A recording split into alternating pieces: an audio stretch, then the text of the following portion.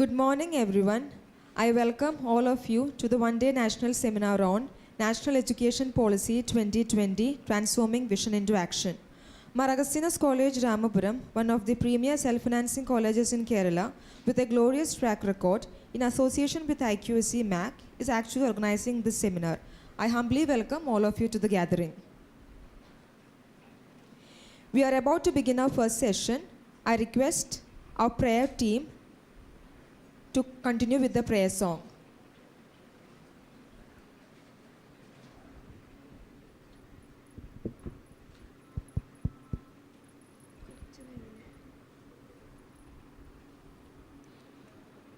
ദൈവമേ നിറയുന്നു നിൻ സ്നേഹമെന്നും പൂവിലും പുൽക്കൊടിയിലും പാരിലും പരമാണു പൊരുളിലും പ്രാണന്റെ ചൈതന്യ ബിന്ദുവും നീയല്ലോ.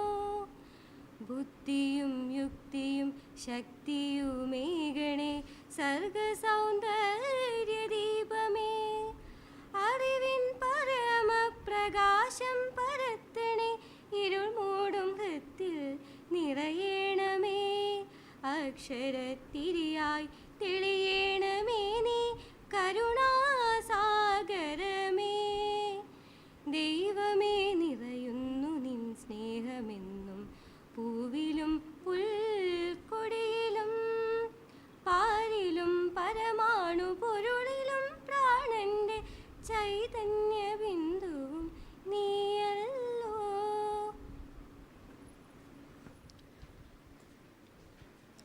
I humbly request our Vice Principal, Reverend Father Joseph Alancheril, to welcome the keynote speaker, Dr. G. Gopakumar, former VC, University of Kerala. Good morning, everybody. First of all, on behalf of our college, representing the management and administration, I extend to you all a very warm welcome. We are fortunate today to begin the seminar with a very eminent person, Dr. G. Gopakumar, who is the most solid person available now in Kerala to speak on NEP 2020. Now I am privileged to introduce him before you. Dr. G. Gopakumar was the second Vice Chancellor of the Central University of Kerala and successfully completed his tenure as an institution builder. He was formerly UGC Emeritus Fellow, ICSSR, Indian Council of Social Science Research, Senior Fellow, Dean of Social Sciences, and Professor and Head, Department of Political Sciences, Vice Chairman, Credit and Semester System, and Director, V.K. Krishna Menon Center for International Relations. He has served as Coordinator, Nehru Blue Diamond Center, Survey Research Center, and UGC SAP in the University of Kerala. He was also the Director General of the Institute of Parliamentary Affairs, Government of Kerala. He had served as professor in the Kerala University for 16 years and has 46 years of teaching and research experience. Dr. Gopakumar has published 12 books and over 165 research articles and successfully graded 28 PhDs.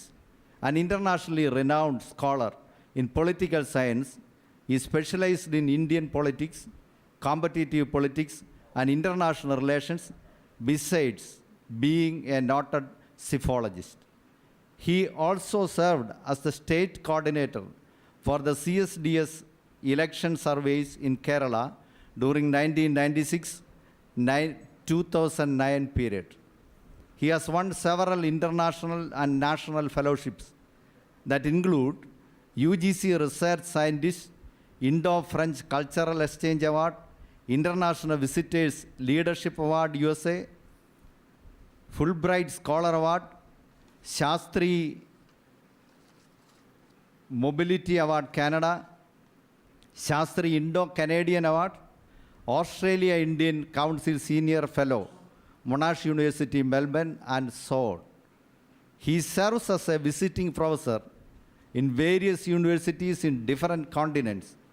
He is a visiting professor in University of Calgary, Canada, visiting professor in Claremont Graduate University, USA, and is a visiting research fellow in the University of New South Wales, Sydney, and Prince of Songkla University, Thailand.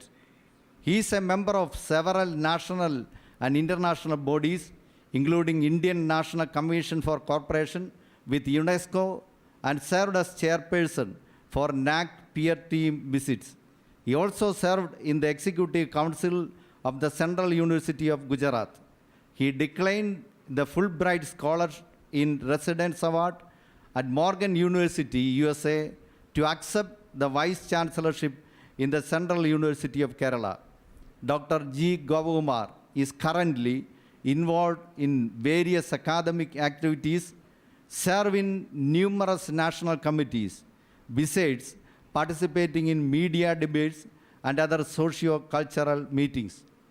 Dear Govakumar sir, we are very much happy that you have consented to lead a session on NEP 2020. Thanking you in advance on behalf of the college, especially on behalf of the principal and staff and all the members, all the teachers who have come over here to attend the meeting, and all present, I extend you a very warm welcome. Welcome Mr. Sumit George, who is a national activist, social activist, and is a member of different bodies, and Mr. Raju VK, who is a former student of the Professor Dr. G. Govakumar. Wishing you a very warm welcome. Wish you all a very fruitful session. Thank you very much.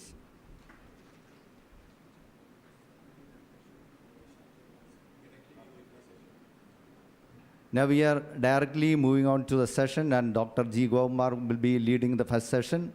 The VC, MG University VC has consented to come on 11:30, and the inaugural session will be done after this session, after the initial session. And after the inaugural session, we will have the interactive session with Dr. G. Govakumar, where you can ask different questions, and we will be giving clarifications on that. Thank you.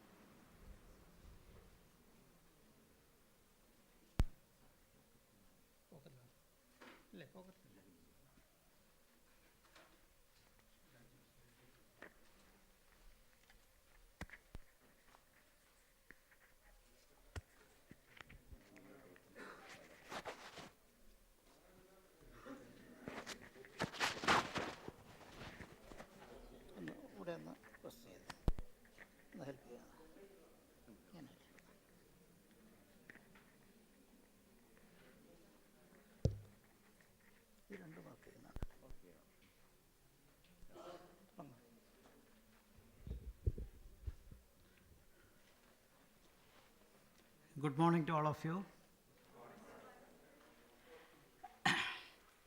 Esteemed Principal, Vice Principal, other faculty members, invited guests, and dear students.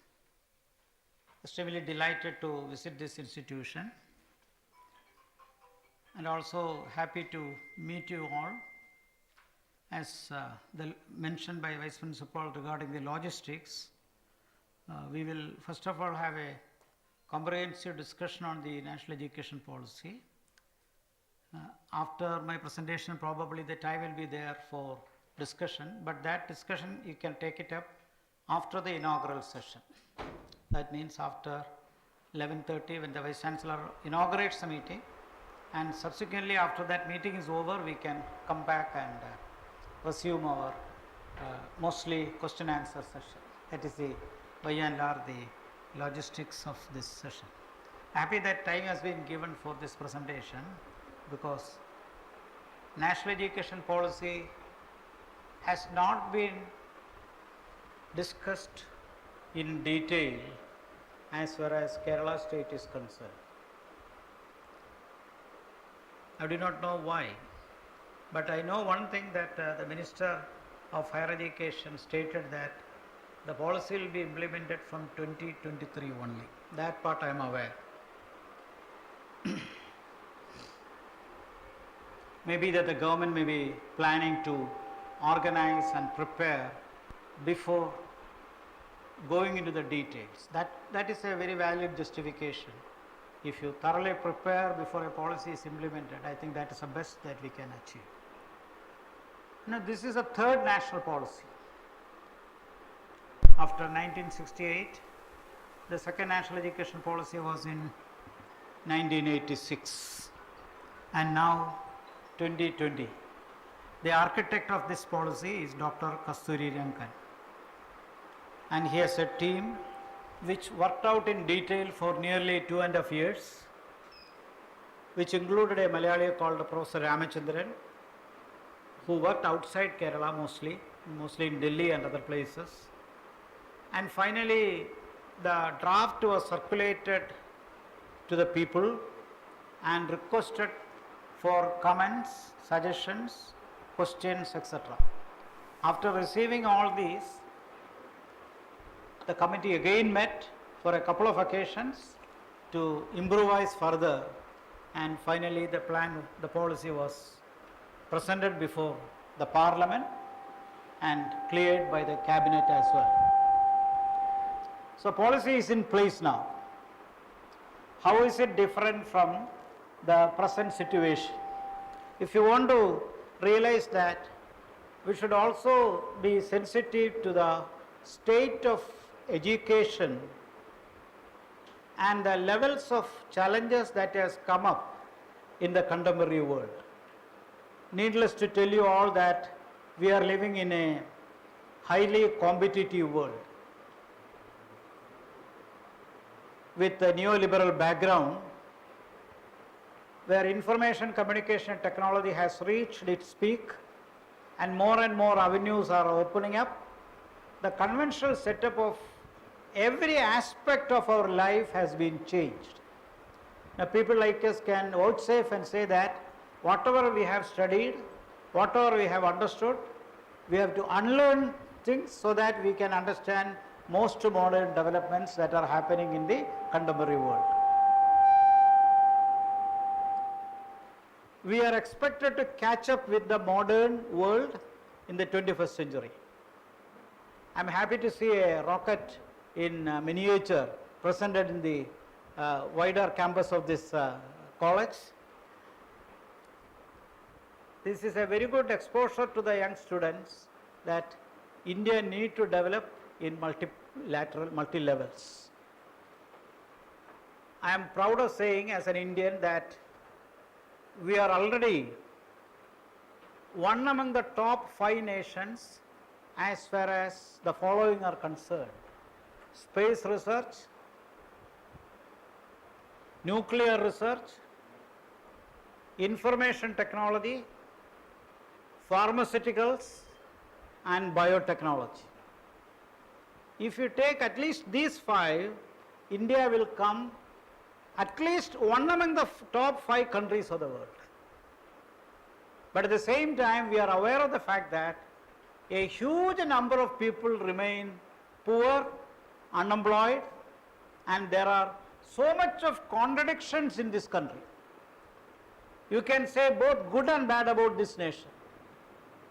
You can say that the maximum number of people living below poverty line is in our country. On the positive side, you can also say that India has the second largest middle class in the world, next to China, not even United States. So if in terms of population we are poor, we have a huge population of nearly 140 crores of people, but we also have the second largest middle class in the world, following China. And as all of us know, we are one among the top 5 fastest growing economies of the world. Let me go a little backwards. In 1947, our average literacy was 17%, 17.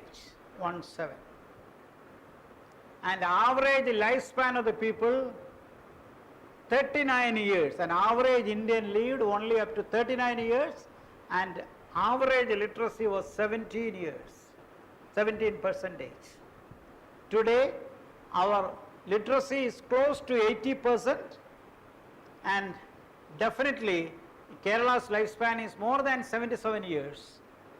India has 68 years of lifespan. But this is not sufficient, because we need to concentrate particularly on education, health and infrastructure if we want to transform this country as a major soft power. I am not using the word superpower, I am using the word soft power. We have the background to transform our country into a soft power because we are proud of our civilization, we are proud of our ancient culture, we are equally proud of the fact that at one point of time the whole world sent their scholars and students to India in those millennia years when we had excellent institutions like Vishwabharati or even great Taksha institutions like Takshashila, Nalanda, and so many institutions that are spread across the country or the continent. Students and scholars from other parts of the world used to come and study in our institution. This was what many of us call that we were at one point of time the Vishwa Guru. But the last 300 years has been horrible for India, or even before that when the caste system came to India in the 11th century.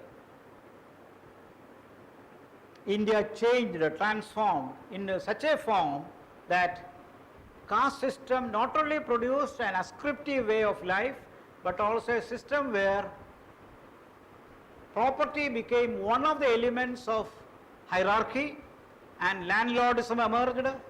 Caste system and landlordism got itself intertwined, and finally as a result of which people began to declassify themselves and further eroded themselves. The great majority of the people became poor, sidelined, impoverished, and only few became elites, and they became the dominant set of the society. And colonialism came afterwards. Even before that there was a foreign conquest. We know about the Mughal invasion, the kind of invasion we had from Central Asia and other regions, and India succumbed to such invasions. This is also another aspect we have to realize, that in India's history we never attacked any other country. We were victims of attack, but we never attacked any other country. So foreign invasion, the continued Mughal conquest and their settlement in different parts of the country, and finally when the Britishers came, not even the Britishers, like Portuguese, the Dutch, the French, and finally the Britishers came, they found it convenient to control us through the mechanisms of gunpowder and certainly English language, and above all the disunity of the rulers in the country. We are such a huge system that we had 635 small and big kingdoms. That is what transformed in 1947 as modern India. Out of 635 kingdoms, 565 kingdoms integrated into the Indian Union, besides the cosmopolitan centers like Mumbai or Bombay of those days, Delhi, Calcutta, Madras. With those British India region and the 565 princely states is what is India today. But by the time the Britishers were not interested in promoting liberal education in the country. They were happy that we continued with our caste system. They were happy that we continued with our religious divide.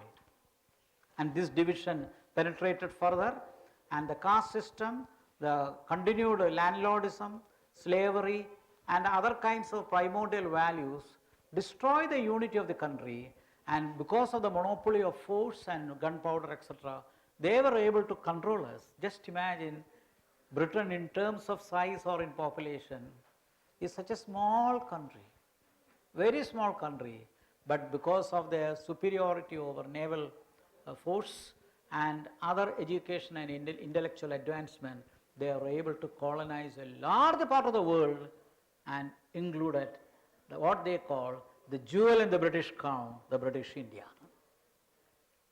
And they never promoted liberal education. They wanted clerks, so they gave minimum education to the local people, proper railways, not to speak of airways. Everything was in bad shape. So nation building begins from that, from independence only.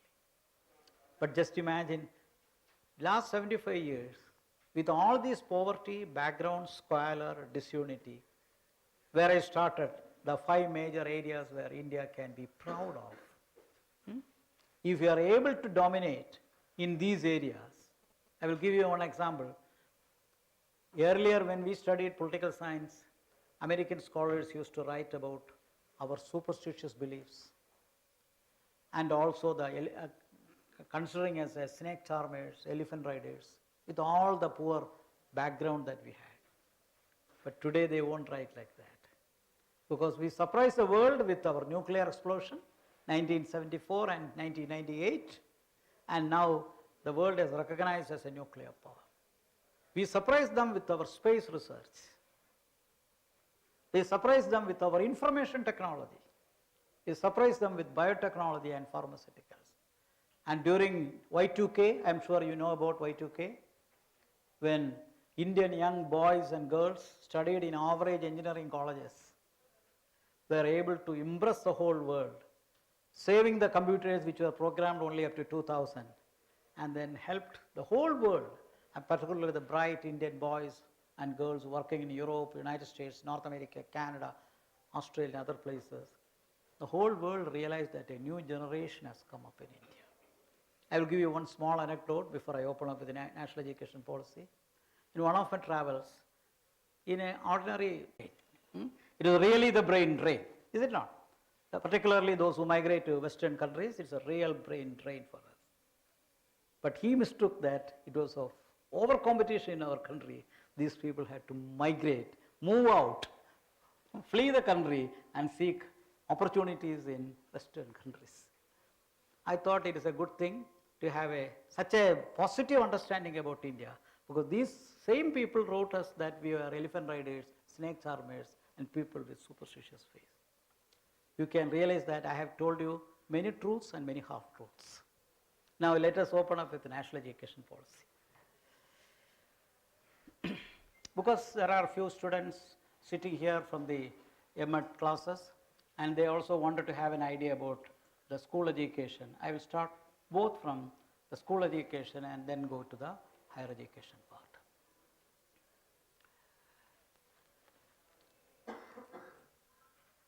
The commission, Kasturirangan committee, was very clear that there has to be a generational change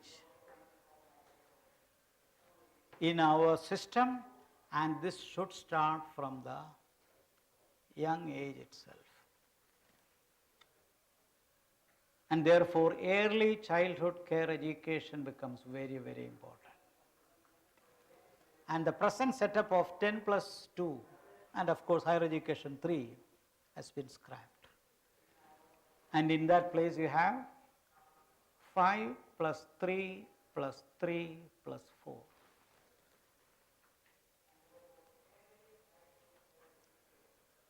Admission to nursery at the age of 3, kindergarten 4, upper KG 5, and then to the nursery 6, 7 and 8 for standard 1 and standard 2. So with the result, in the new education policy, a child will be completing second standard at the age of 8. This is a very big change. I was just wondering, because at the age of 6 I had cleared second standard. And the age of 15 I cleared SSLC. And at the age of 21 I cleared my post-graduation, to 22 post-graduation. So there is a big change because you need to ensure that students are given sufficient training, and the committee ensures that this should start from the background, from the early age. Numeracy and literacy are equally important. Our younger generation should be strong in numbers, in numerical experiments and numerical game, as well as in literacy. I will tell you one thing, we are a lucky country that our genes are really good. If you are given the right ecosystem and environment, our children can be nurtured very well. That is why it is nothing surprising we had Aryabhatta in the past. We have the super brain of becoming good mathematicians. We lost that, but doesn't mean that we lost everything. We can reclaim that, and our genes have shown, and genetically we are not backward. I am a social scientist, but still I believe that genetically we are not backward, provided you give sufficient ecosystem, environment, fellowships, scholarships, and right type of schools with proper infrastructure. Definitely India can become a super soft power in culture and education. It is possible.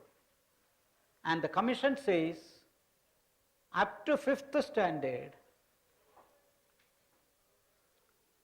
student can learn in their mother tongue. Now we are a multilingual country. Most of the time we are concerned about the language issue, not much in Kerala, because I think our forefathers and fathers were very practical people. That is why we honestly implemented 3-language policy in Kerala. This was not the policy with our neighbors. Because we realized in such a small state it is not possible to get jobs. So you not only learn Malayalam, but we must learn Hindi and English. So even in our generation, I used to see our contemporaries going up to all the Hindi examinations like Prathamik, Madhyam, Rashtra, Visharada, and going all this. Because if you want to travel in India, you can't escape Hindi. And if you want to travel in the whole world, particularly English language is important. So much before the unaided school system came, much before even the public education became a monopoly of the private sector, Kerala had brought a huge change. Of course, we had a tradition, and that is not simply because of a government or the post-independent government. It is also because we had great social reformers like Sri Narayana Guru, Saint Chavarachan, Chattambi Swamigal, even Mahatma Ayyankali, who all appealed to their community saying that organize and educate your community, train, study well. And since it was caste system, untouchability existed, they fought against all these things. Ayyankali appealed to his Dalit fraternity, if you won't permit a girl like Panchami going to the school, we will ensure that your paddy fields will remain unutilized, not under you, unutilized. We won't work in the paddy fields. Like Sri Narayana Guru said, organize and educate. Everyone. Chattambi Swamigal was also a great Sanskrit scholar. Even Saint Chavra also organized the Sanskrit schools. Girl education, women education. So you forget about Kerala. Kerala had a different background. That is why our education system got a strong rooting. I won't say that it is a credit of the popular governments after 57. It was also popular because of the social reformers, plus the positive approach of the Maharajas. The royal dynasty was also encouraging education. Let us not forget them. Of course, it was not democratic, that part is there. But remember, they were the first to open for general education. They were first to declare free education for girls. They were also ensuring women education and higher education, started colleges and permitted colleges. If you had colleges like SB College and other colleges having more than 100 years of experience, it is all started during the colonial period, not because of Britishers, but because of the native kings. So Maharajas were also helpful, like social reformers. So post-independent public policy became more democratic. But unlike in other states, Kerala had a different terrain. So it is not surprising that Kerala had a breakthrough, and if we had achieved almost 100% literacy, the credit should be given to the background, history also. Not just because of popular governments. These days, popular governments try to take claim over that. But honestly speaking, if you do justice to history, let us do justice to what the social reformers and the rulers of that period had contributed. Okay. Why I said a few minutes about Kerala is because unlike Kerala, India was not developed, barring some few educational centers in Delhi or Calcutta or Mumbai or Madras. Otherwise, India was educationally backward and impoverished. So commission said, language, any language, no problem, mother tongue. Up to 8th, you can continue with a regional language. And if you want to study English, English can be studied as a subject. Compulsorily after 5th standard. Compulsorily after 5th standard. So they were not advocating completely for education, English education. But they said this is important, but after 5th standard, English has to become compulsory subject. Not English medium, English as a subject. Then the language policy is very clear. Every state has got regional languages. Contrary to what Amit Shah said, or misinterpreted on what Amit Shah, there is no language issue as far as national education policy is concerned. The constitution has recognized 22 languages. Who will prevent the state from taking up any of the languages? The constitutional guarantee is there. If you want to study in Sindhi, if you want to study in Sanskrit, if you want to study in Tamil, Kashmiri, Urdu, Oriya, everything possible, depending upon the policy of the particular state. India is a federation, so every region has got its own cultural background. So take up education from that background and take up languages on that background. So let us not make language as a divisive one. As far as national education policy is concerned, it has given maximum flexibility. The flexibility is the core of this policy. And what is a gross enrollment ratio? Many of you sitting here, particularly M.Ed students, you know very well, it is for the school education, it is less than 50%, slightly less, and for higher education, it is 27%, 27.5%. The policy says, national education policy says, before 2035, now in 2022, by 2035, higher education should reach 50% of the youth, 18 to 26 years. 50% of that age group must learn, complete their education, or be part of the educational ecosystem in higher education. And for the primary or the basic education, by 2035 it must be 100%.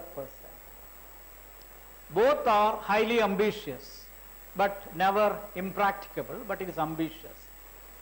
So they say that this can be done and achieved provided we go for improving the infrastructure, providing more funds, more allotments, and I will speak about the money factor a little later.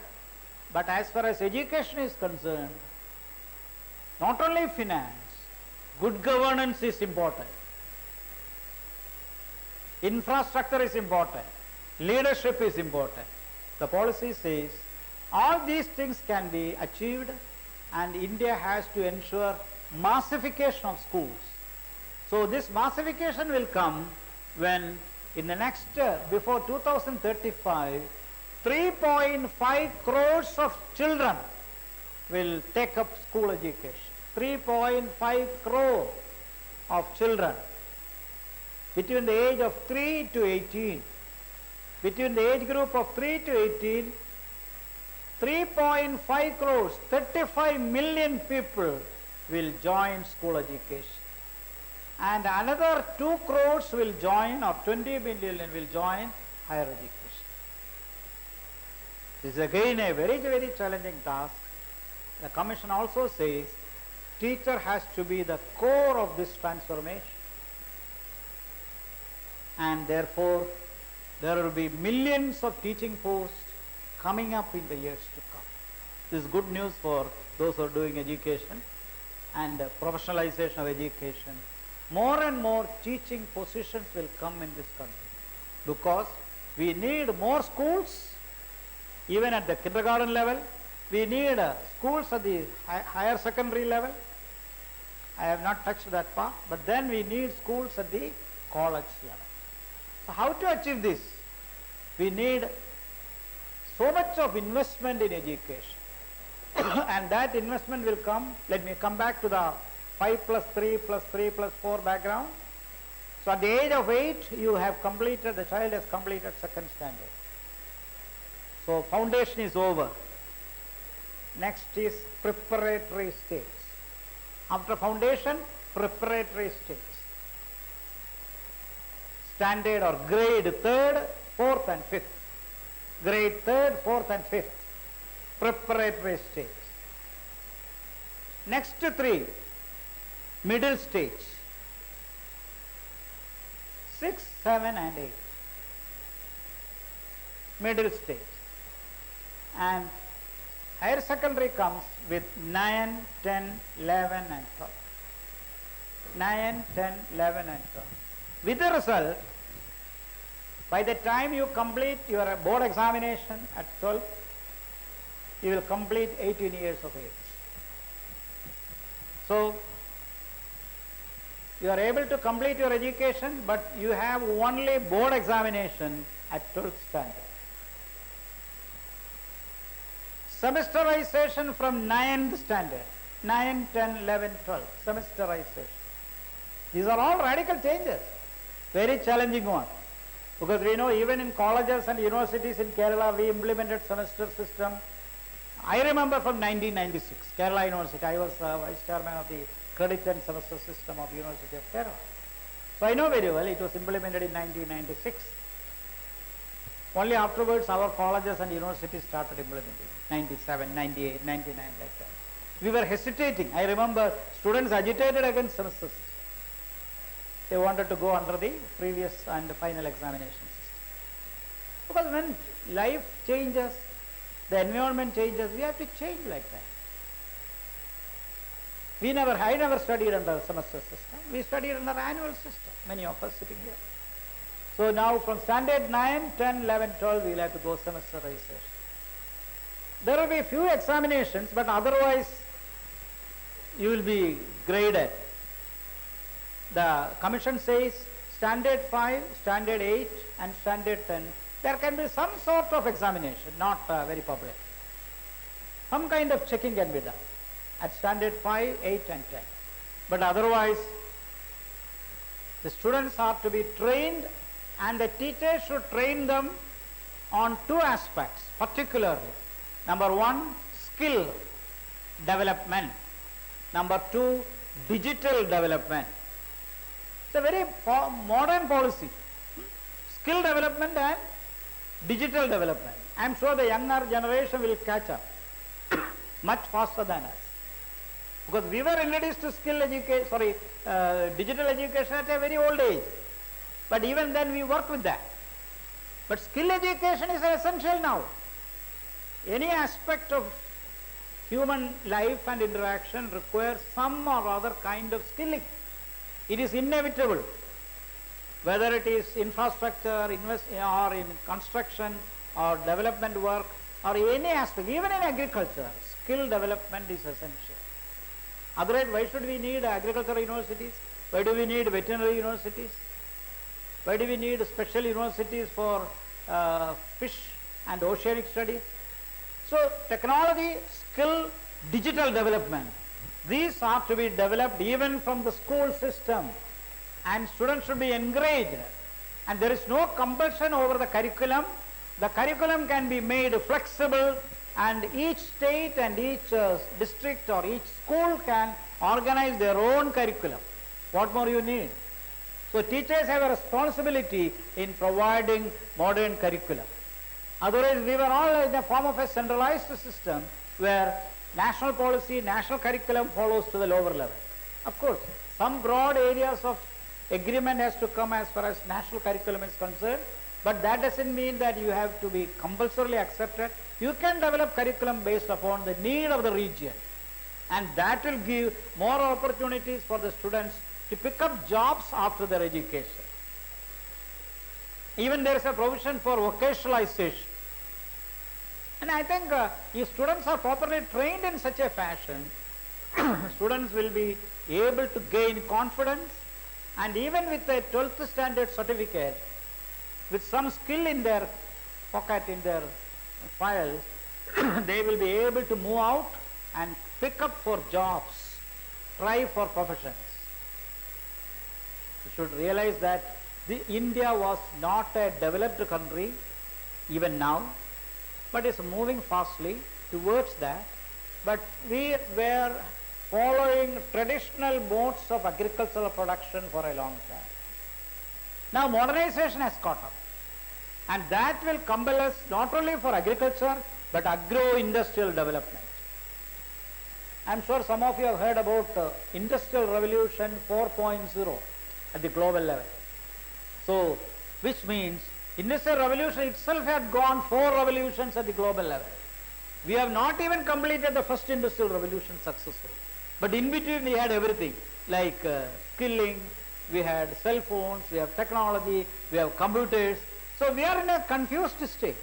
We never had an industrial development at the national level. We had few pockets of industrial cities, okay, but not industrial development across the country. But now, since the world has moved from traditional mode to modernization, and from modernization to post-modernization, where you find the electronic age has come with industrial development, gone are the days when you had huge factories. You can have everything in a miniature. You can control everything. And just imagine the first generation of computer. Some of you must have read that. It almost had a 3-storied building size.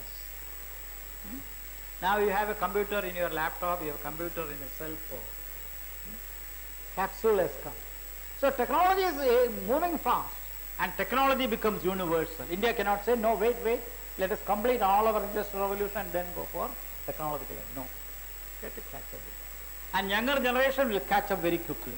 So the school education emphasizes skilling, digital development, numeracy, literacy.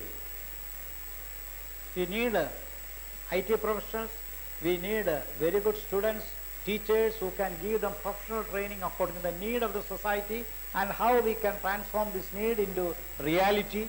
Look at the world market and see how the students can be caught up or trained in such a fashion that they go with a national or international curriculum and finally able to transform according to the demands of the 21st century. But you can say that the policy is highly ambitious, fine, challenging, fine, but the responsibility is with you and me, with all of us, as students, as teachers, as educational administrators. All of us have this responsibility, and are we in a position to take up this leadership and ensure that our students catch up with the market, students moves up with the international development of economic, culture and societal transformation? Otherwise, what will happen? We will continue with the age-old syllabus without understanding the reality, and our student will not be even ready or willing or will have the confidence to write an application form. I foresee an opportunity when our students will write their 12th standard examination using computers. I do expect it will happen. I am sure many of you will be able to see that, sitting in their cabins or in their school or other places, like IT professionals, they will be able to work from their workstation and write digitally answering questions. After some time, since you are already writing in your cell phone, your ability to write will be restricted by using conventional pen and pencil. I remember when I was a young primary student, I never used a pen. Only after joining 6th standard I received a pen. Otherwise using pencil and slate. And using slate, we used to collect navarela and mashitanda to rub it out. What a great transformation this world has seen. So the base is important, foundation is important. Provide that foundation, ensure proper schooling. I think educational foundation from the school system has to start very effectively, and there has to go for a total revolution as far as school education is concerned. Only if school education becomes successful, higher education level will catch up effectively. So 5 plus 3 plus 3 plus 4, and your board examination at the 12th standard. By the time you come out, you have reasonable digital skill, you have other skill, and you can branch out. The policy says interdisciplinarity, not only for school education, for higher education. Interdisciplinarity, multidisciplinarity. If you want our students to get confidence, multidisciplinarity is very important. You have to see what is happening in other disciplines. Otherwise you won't fit, and you can't say that I am a super specialist. You need to understand in all the branches, something you have to understand about the other branches also. That educational confidence is a must. Many years ago, in 1998, my second visit to United States as a Fulbright professor, for personal interest, I wanted to visit schools. So I visited so many schools. The one thing I understood really was that they give emphasis to school education with professional attainment, and that professionalism consists of providing practical tools and equipments. For example, an economics student will have to work in the market. A theatre student, a student on drama or art, will develop theatre inside the school and start training on that. A student on sculpture will be trained on with the materials of sculpture. So that this training starts from a very, very young age. So we need to provide such infrastructure, and there shall not be any kind of financial control over that. I was about to say that when I speak higher education, I would elaborate that. The present share of GDP for education is only 3%. For education in total. Today, the new policy says, national education policy says, double, 6% of the GDP for education. 6% of the GDP for education. I'll give you two more statistics. The present share of GDP for research is 1.8%. 1.8%. Now the policy says make it 3%, almost double. So if with 1.8% we can become a nuclear power, space research, we can become a biotechnologist, you can become IT's professional, and pharmaceuticals. India has become the capital of pharmaceuticals industry in the world. If you get double the money, what will happen? More funds for education and research. We will have more laboratories. We have more libraries. As Vice Chancellor, I had recruited more than 106 teachers in Central University. And I could face stiff competition coming across the country. And sometimes foreign scholars, Indian only, they used to come. Of course, by their attire we can understand. So we asked, what are you doing now? I am doing postdoctoral research in such a lab. In lab's name will be given. So why do you want to come back? Said there is no surety that after my postdoctoral I will get a job there. So I am doing postdoctoral work, publish some papers in science. In the meantime, if I get a job in my country, I will be back. But why did you leave this country? There is no openings, no libraries, no laboratories, no good institutions to absorb our service. So after conducting these interviews for the first 3 years, I realized that India should have set up super laboratories, excellent laboratories. But what happens in India? Most of the big laboratories are in urban cities only. You have BARC, Bombay Atomic Research Center. You have Indian Institute of Science, BARC in Delhi, IIC in Bangalore. Okay, this ISR, Indian Institute of Science Education and Research, has recently only has come up, and that too only 16 in number. Started with 5. Trivandrum has 1. Luckily, Kottayam has one IIT or IIT. It's a recent addition. Central University, we have one in Kerala. We have one IIT just started in Palghat. My point is that so much of urbanization and most of the educational development took place in the cities only. The other day I was mentioning this point. I criticize this as Delhi centricism. Delhi centricism.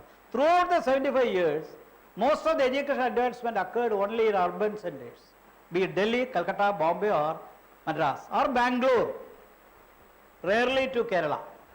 You know, Indian Institute of Science should have happened in Kochi. But then when Nehru suggested this idea, Travancore region and Kochi in the TC state contested whether we should start here or there. Ultimately Karnataka took it, Mysore state took it away. That was how it came to Bangalore. But you should visit Tamil Nadu. They are so loyal to their state that most of their great institutions are in Chennai or in Tamil Nadu rural areas. They started unaided schools, unaided colleges, professional institutions with a lot of money and corruption too. I don't say that it is all corrupt free. But educational growth in Tamil Nadu is surprising, particularly in the post-independent phase. You look at health and education, without any foundation, the present status of Tamil Nadu is very, very high because they are committed to ensure human resource development and educational development. So now, I have already moved from school to higher education now. One more point on financial aspect, that's why I said I will speak about finance later. Already mentioned that GDP share for education will be 6% in the place of 3%. For research, instead of 1.68, it will be 3%. And now there will be special fund called NRF, National Research Fund. That's a wonderful recommendation. We need money to promote research. We need money to promote research. So the government will accumulate money with the support of the state. State and central can together help in channelizing the resources called NRF, National Research Fund. And this funding can be used for promoting research in the colleges, in the rural areas, in promoting laboratories and libraries. So our best science scholars and students need not have to go to America. They can be hired in India. They can be posted in India. Let them do postdoctoral, let them bring out excellent publication, and by the time you will have excellent institutions, laboratories, libraries, colleges, and other kinds of educational institutions. Definitely the brain drain can be reversed, can be arrested. If postdoctoral students from America used to come for a job in India, why did they go to America then? Because we don't have laboratories, that's the reason. So set up excellent laboratories so that we can produce more C.V. Ramans, more best scientists. Without all these facilities, we were able to achieve this much. But if we provide proper funding, ecosystem and research, definitely India will be able to achieve excellent results as higher education is concerned. And for higher education at the undergraduate level, there is a big change. Instead of 3-year UG program, BA or BSc or BCom, you will have a 4-year program. And this 4-year will be more professional. It is also flexible. Why professional? There will be new generation courses. Emphasis will be also on practical things, not just to learn everything from the classroom. Go to the field and study. And furthermore, with 3-year degree, you will get a degree, but you will not be permitted to join for higher education, for post-graduation. If you want to do post-graduation research, do 4-year. 4-year degree course. And in the meantime, after 2nd year, or even after 1st year you wanted to leave or stop your education for a while, you will get a certificate. Keep the credits in the college with the principal. That will be in the store. At some time back you can come back and say, I wanted to continue my education. Do that. So credits will be kept in the bank. Academic bank, credit bank. The college will be in custody of that credits. You may be knowing how much credit you have, but the certificate will be with them. But you will be given a degree certificate for a 1-year degree, what is called, you have completed the 1st year degree certificate. 1-year certificate, 2-year diploma, 3-year degree. And 4th year, that's a degree with research. You are eligible for further education. If you want to do post-graduation, 1 year. So it can be 3-year degree or 4-year degree. And if you want to do 4-year degree, if you want to do post-graduation, 1 more year, finished. And now, for example, the B.Ed was earlier 1 year. Now it is already 2 years. Once this education policy will come, for a while you will have 2-year B.Ed program and 4-year B.Ed program. 4-year B.Ed program means including your graduate program. Okay. So 2-year and 4-year will work simultaneously. But after some day the 2-year will stop and only 4-year will survive. Remember, this policy is coming after a gap of 35 years. 1986, 36 years, 14 plus 22, 36 years gap. So 2-year will survive for some time, but then the 4-year B.Ed degree will continue. And if you want to do M.Ed, make it 5. So just like you are getting a master's, you can join for education M.Ed under the new system. But today, many of you must have done 3-year degree course, 1 or 2 years B.Ed and 2-year M.Ed, 7 years. So now we are trying to trim it up, just like in developed countries, where you can complete your master's in 1 year or 1.5 years, depending upon how successful you are able to complete your credits. It has to become more flexible but more skill oriented. It also depends upon the individual ability of the student to complete your course and get settled. So there is no compulsion over a national curriculum, but syllabus has to be refined quite often. And in the board of studies, every college will have a board of governors. Before I start up that point, I must also say, in future there will be 3 types of universities. 3 types. Now you have several types. 3 types of universities. Number 1, degree granting colleges. Degree granting colleges becomes a university. Degree granting colleges not affiliated, it becomes a university. Second, teaching and research university, like Mahatma Gandhi University, Kerala University, for example. Third, pure research university, like Indian Institute of Science, pure research university. So in future there will be 3 types of education institution: degree granting colleges, self-autonomous universities.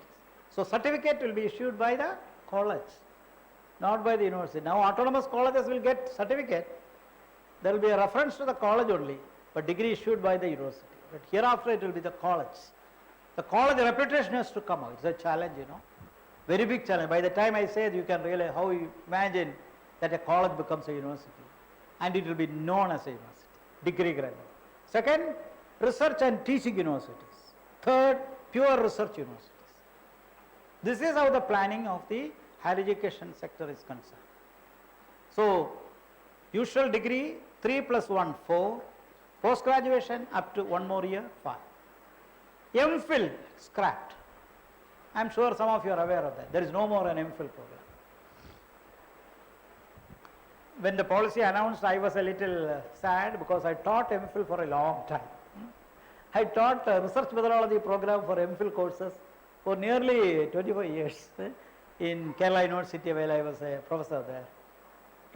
Research methodology has been one of my attractive courses, so I used to teach them and train them, because some methodological skill is required for completing research. So I used to give confidence to students in guiding methodology, particularly in social sciences, not just in political science. But the National Education Commission, education policy found that MPhil consumes more time than what is expected, because you need a minimum 2 years for MPhil, although it is 1 year. Nobody achieves. 2 years for MPhil, another 4 to 5 years for PhD, 7, 8 years. Instead of that, you go straight to PhD, maximum 5 years. Maximum, that is fine. Even 4 years would be fine. Don't go for 5 years even. So, research has to be trimmed, and credit system under research also has come. It's not the annual year that is going to work, but ultimately how many credits you are able to achieve. Say like, some of the postgraduate program has 72 credits. Like that, say for research, if it is 180 credits, how these credits can be achieved over a period of time. So it is 4 year or 5 year, depending upon your ability to complete, but not like unending 7, 8 years or more. So research has to be focused.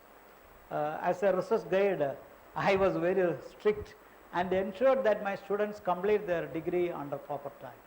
So I used to tell them, I won't permit you to work for a long time, but I will not suffer you for a long time either. So if you are coming with me, I will be a very good coach, I will train you, but you have to work very efficiently, but I ensure that I will help you, but reasonably within 3 to 4 years, you will have to attain. With all my criticism and comments, you will have to complete the research. So students understood that, and they realized that I am more practical in this line. So I was able to help my students. I did lot of help to my students, even encouraged the blind students, and one student was deaf also. But finally I produced 28 doctorates under my guidance. So I did not permit them to work for 7-8 years, maximum 5 to 6 years. But in future this national education policy says you have to finish in 4 to 5 years. That is fine. So no more MPhil. So now education institutions will be purely research in future, like pure research universities, research and teaching universities, and then degree granting colleges. So it's all semester system. അങ്ങനെയാണെങ്കിൽ ഇപ്പോൾ ഒരു interview കൊടുത്തിട്ട് പിന്നെ ഒരു കാമണിക്കൂർ തിരിച്ചു കയറി ഉണ്ടാക്കി എല്ലാം 5-10 minutes. So this is how the educational system will come up, and more opportunities will come. Country will have to go for massification of education. Now any idea of how many universities we have? We have, as per UGC, 1056 universities. This 1056 I have not included IITs. I have not included IIMs. I have not included ISA. Okay. Anyway, another 30-35 will come. But otherwise, 1056. This includes 46 central universities, 430 state universities, another 410 private universities, and around 180 deemed universities. Okay. So central universities, state universities, private universities, deemed universities, plus IITs, IIMs, ISA. So only up to this 4 will come to 1056. But remember, in India we had 25 universities only in 1947. But this country require more than 2000 universities. It is only 1056. We need more than 2000, because our population is 140 crores. In another 5 years we will be the number one country as far as population is concerned. No doubt about that. China has already restricted, falling down. So by 2028 or so, or even a year before that, India will overtake China, being the number one populous country in the world. But the challenge before educationists like you and me is that, are you in a position to give them education? Do we have schools? Do we have colleges? Do we have universities? So quantity is also important like quality. Both quantity and quality are important. But so you need a physical infrastructure, you need quality infrastructure also. So quality infrastructure. Some of the MD students know that the previous education policy had 3 pillars: equity, access, and quality. During the question hour session we can debate on all these things. Equity, access, and quality. The present policy makers said, along with the 3, we will have 2 more: accountability and affordability. Now 5 pillars: accountability, affordability, equity, access, and quality. All the 5 are important. Why equity important? Because we are not equal. Is there absolute equality? No, there is no absolute equality. So what we require? You give the kind of education and financial support, ecosystem support and other kinds of facilities depending upon the regional backwardness. That is why you will find a student who migrated to Delhi for his PhD or for her PhD or for a PG program comes back with more confidence than you who is doing a PG in your own college. So there is equity. Even if they belong to the same caste, the person who got more exposure will be successful. Am I right? Because they are exposed better, more confidence. So even the reservation policy is scientifically flawed. I have no doubt in telling that. As a social scientist, I am bold enough to say with scientific data to say that our reservation policy is politically driven and not scientifically formulated. I am not a politician, so I can say this because I don't depend on votes. But I can tell you that it is not scientifically formulated. In a fast developing country like us, some of the caste wanted to join more backwardness. Are you going backward or forward? Go to Rajasthan, more communities wanted to join scheduled castes. You go to Madhya Pradesh, more communities wanted to become scheduled castes and tribes. Why? More benefit of reservation. So it is actually self-interest driven, not based upon a proper coding of scientific measurement. There is no scientific measurement. Some of the castes have progressed very well over the years, thanks to our social reform, democracy and many other things. But in the same community there will be very poor people.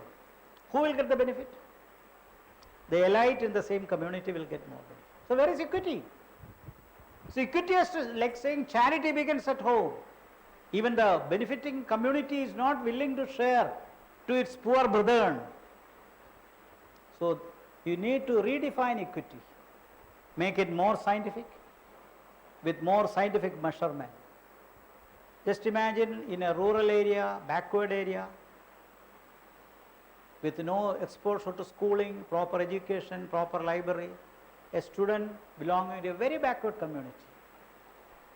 The same backward community person sitting in Delhi or Trivandrum or Kochi, having better exposure, will take away all the job opportunities one by one in the name of reservation.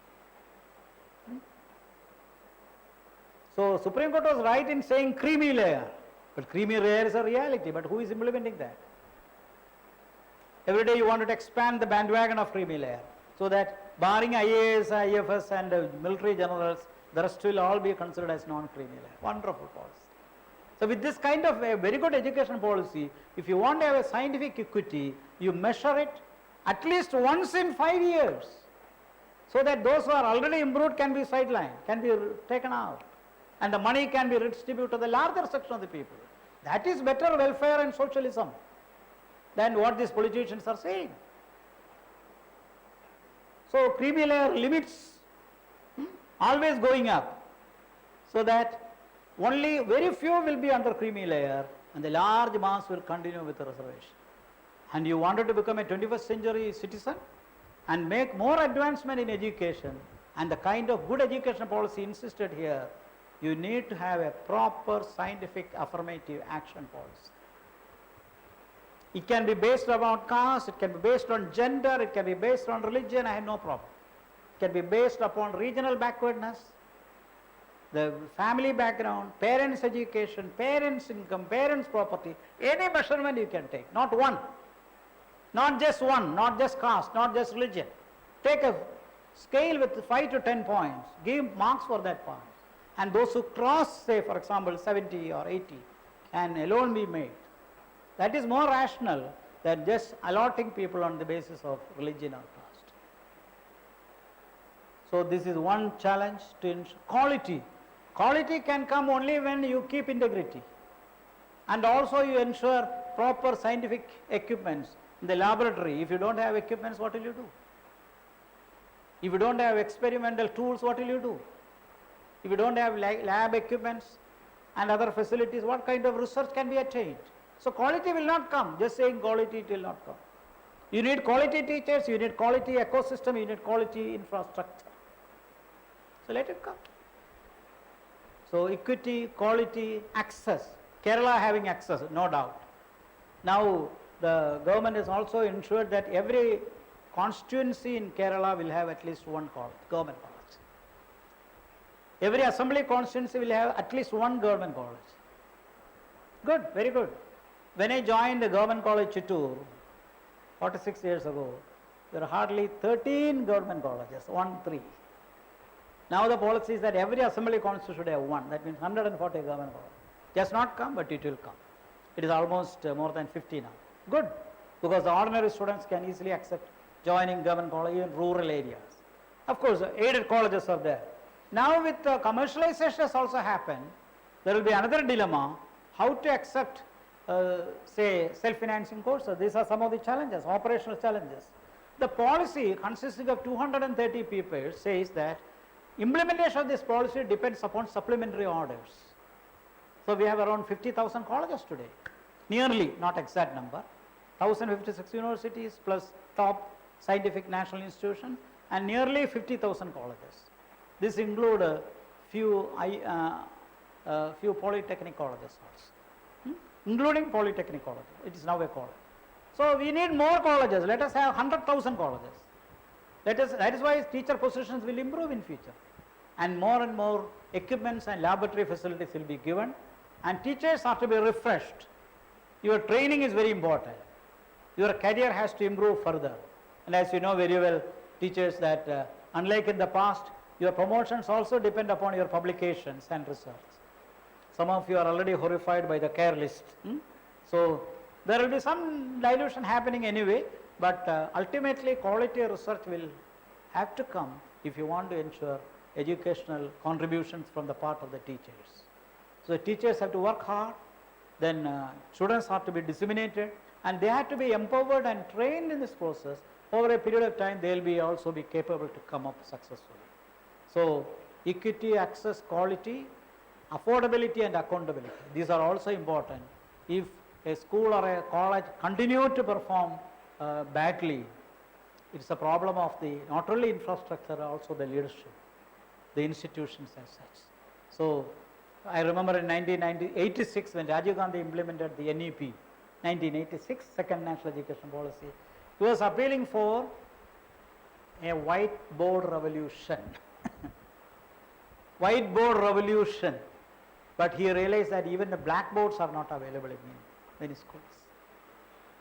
Now you have PowerPoint, you have all the technological aids to help you. So teaching and dissemination of knowledge is much faster, efficient and quicker. You can definitely achieve those things. So the revolutionary change has to happen. These 5 pillars, equity, access and quality, affordability and accountability for higher education institutions, stand separate. So if you can achieve these things over a period, I must say that India can become a very strong soft power, not a hard power. You can ideally allot more money to education. 6% is a good money. See, now under the GATT system, new tax system, I can tell you that both the central government and state government will have more money. So they will not have any problem in allocating 6% of the GDP share for education. So state should ensure that money comes to them, and state can also develop money internally, because education is under concurrent list. It is not the responsibility of central government, it is also the responsibility of the state government. Good that it is now under concurrent list. Earlier until 1976 it was under the state list. So let us, both the state and central government, take up the responsibility. So there has to be a universal change in the ambit of education, for which we need to develop further, and responsibility lies with all of us. I conclude the presentation for opening up discussion. I was told that it will take little time for the Vice Chancellor to come for the inaugural session. So either we will go for tea break now, or Go for tea break and come back within 10 minutes. yeah, 10 minutes, and open up discussion until the Vice Chancellor. Thank you. Yeah. Thank you.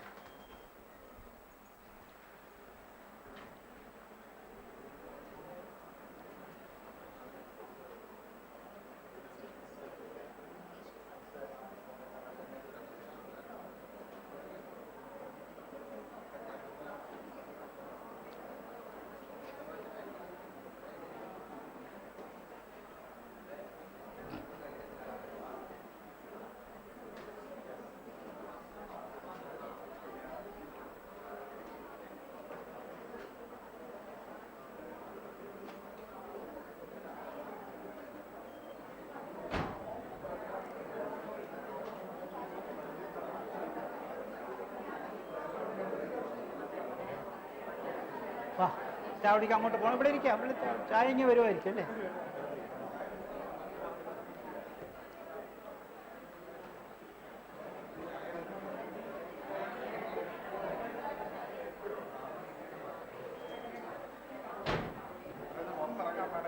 ആ, അവിടുത്തെ crowd കഴിയട്ടെ. അവിടുത്തെ crowd ഇവരൊക്കെ പോയി കുടിക്കട്ടെ.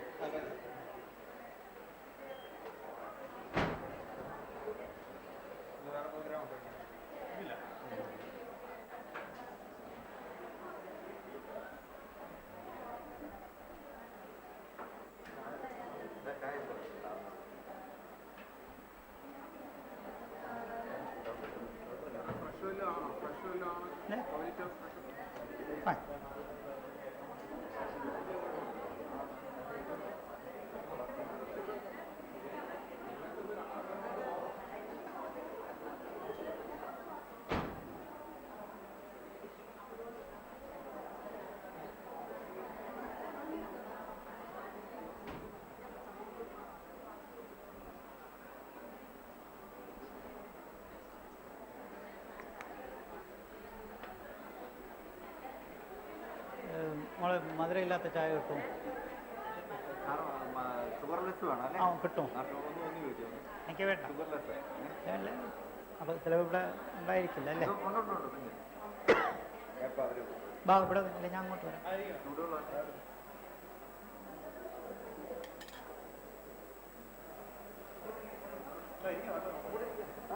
ബാ Raju.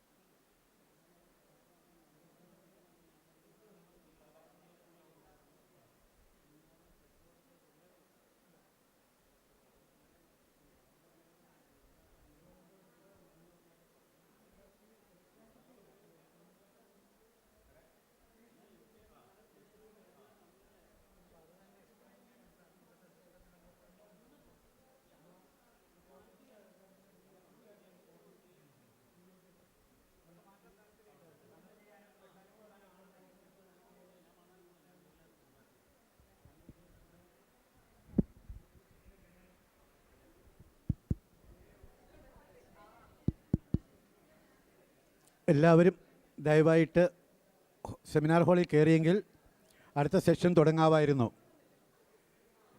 Please get into the seminar hall. We shall begin the next session. Thank you.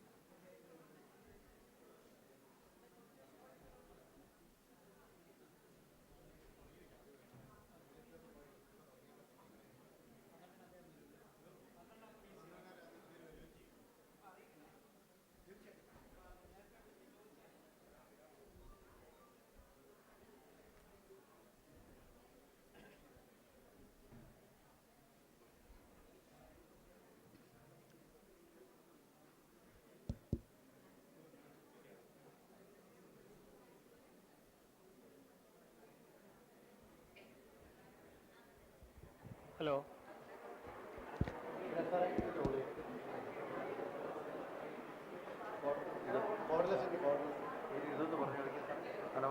Hello. ഇത് work ചെയ്യുന്നില്ല കേട്ടോ.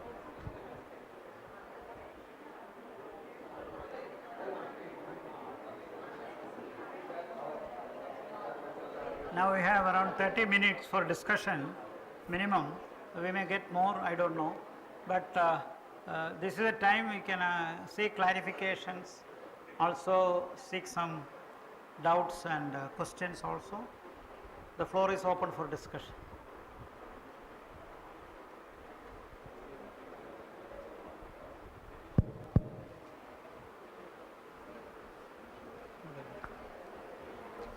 Sir, Yeah. when the policy of NEP has been implemented, the colleges having low strength at around 500 or 600 strengths All these having? will be merged. There is a saying like that. Second part of ഒന്നുകൂടെ പറയാം. അതായത് NEP വന്നു കഴിഞ്ഞാൽ Yes, the policy says, policy പറഞ്ഞിരിക്കുന്ന കാര്യം ഇതാണ്. Either you can have a huge multidisciplinary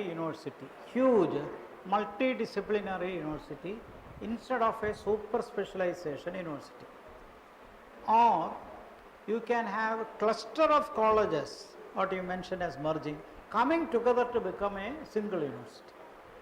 So the second part is where you raised your doubt. So it is not merging but making it a cluster.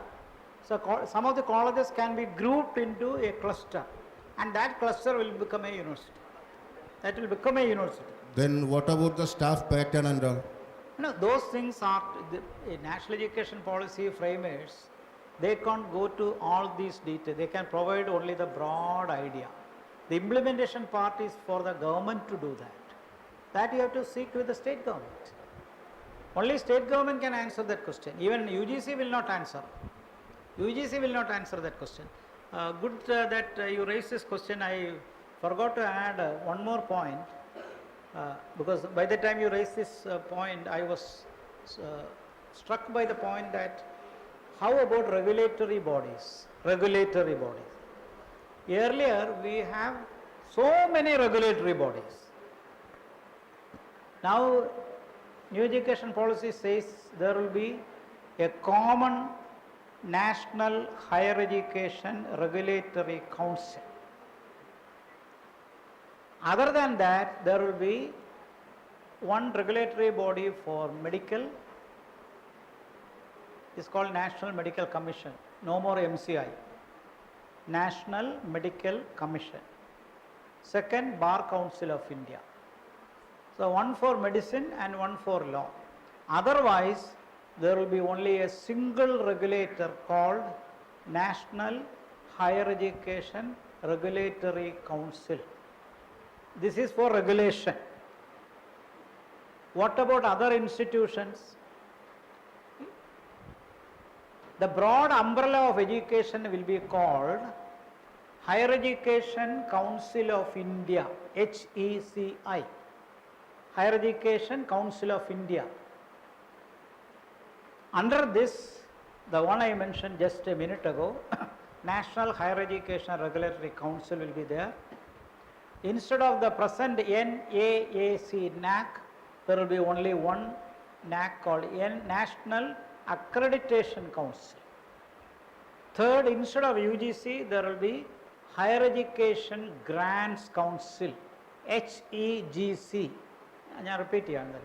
And finally, there will be a all India what is called National Education Council, National Higher Education Council.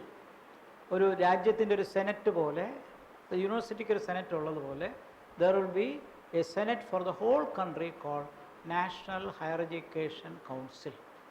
National Higher Education Council. So let me repeat all the four, or even including HECI 5. Higher Education Council of India, the umbrella body. Under that, National Higher Education Regulatory Council, National Accreditation Council, Higher Education Grants Council instead of UGC, and finally National Higher Education Council as the broad parliament or the committee to look after, the whole education, which will consist of representatives from states and regions. ഇങ്ങനെയുള്ള 5 പില്ലേഴ്സിലാണ് ഇനിയുള്ള education പോകുന്നത്. Repeat: HECI, NHERC, NAC, HEGC, Higher Education Grants Council, and Higher Education Council. ഇങ്ങനെയുള്ള 5 ബോഡീസിലാണ് ഇത് പോകുന്നത്. 5നും വ്യത്യസ്ത ചുമതലകളുണ്ട്. ഇതെല്ലാത്തിൻ്റെയും മുകളിലുള്ളതിനെയാണ് HECI എന്ന് പറയും, higher education council umbrella board. Regulatory എന്ന് പറയുന്നത് ഇനിയിപ്പോൾ ഓരോന്നിനും ഓരോ റെഗുലേഷനൊന്നും വേണ്ട. Except for medicine and law NHERGC ആയിരിക്കും. ഗ്രാൻസിൻ്റെ കാര്യത്തിന് മാത്രമേ UGC ചെല്ലാവുള്ളൂ, അല്ലാതെ കരിക്കുലത്തിൻ്റെ കാര്യത്തിൽ പോകണ്ട. അതിന് പകരം UGCയുടെ പേര് HEGC എന്നാണ്. പിന്നെ NAC ഞാൻ പറഞ്ഞു, റെഗുലേറ്ററി കൗൺസിലിൽ പറഞ്ഞു. തീർച്ചയായിട്ടും ഒരു നാഷണൽ പാർലമെൻ്ററി ബോഡിയാണ് higher education council. You are about to ask a question. Yes. This college. ഏത് കോളേജാണ്? ഈ കോളേജാണ്.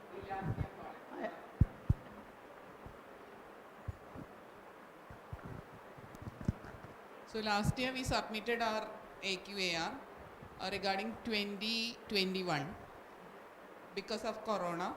Now we are about to submit 21-22 AQAR and our second cycle is due. Now we go through the format of AQAR. It has included questions on new education policy. 5 to 6 questions we are unable to touch in Kerala only because we are an affiliated college. So how come to tackle this issue? Now you are not responsible for the state of affairs because Government of Kerala has not implemented NAP. So there is nothing to worry more about that. The committee knows very well that Kerala is yet to start. Karnataka has started. And it also includes questions on planning from your college part. That part you can give. There you can give your ideas. But that is on multiple entry and exit points and how to do with Indian culture and things like that. So without university taking a step. But what I would suggest you, at those levels you can add your vision. Okay. What do you think about multiple entry? How it can be connected with our culture? How multiple exit policy also? How the local college can adapt to the promotion of cultural development in the country? So they are trying to see whether there is a national interest in this college. So those vision can be reflected, and for which what kind of homework you have done. And all these questions are for about 500 words. When all other QLMs are for 300 words, these are for 500 words. Exactly, that is where your vision is important. Your vision and ideas, those things you can reflect. Because you can claim that in future when the NEP will be implemented, these are the steps through which we are going to do it. Angana paranja. That will be a safe thing. But once you speak or once you write with some authenticity, credibility and your practical vision, it will be appreciated. ഒരുപാട് claim ചെയ്യാൻ പോകണ്ട, പക്ഷെ ഉള്ളത് വ്യക്തമാക്കാം കേട്ടോ. അത് എഴുതുന്നതിൽ തെറ്റൊന്നുമില്ല, അതിന് നമ്മുടെ വിഷനെ കാണിക്കണം. അതിനകത്ത് പ്രായോഗികവുമായിരിക്കണം. അതിൽ ബുദ്ധിമുട്ടുണ്ടാവും. ഭാഗ്യത്തിന് പോളിസി ഇവിടെ ഇംപ്ലിമെൻറ്റ് ചെയ്തില്ലല്ലോ, അതുകൊണ്ട് അത്ര റിസ്ക് ഇല്ല കേട്ടോ.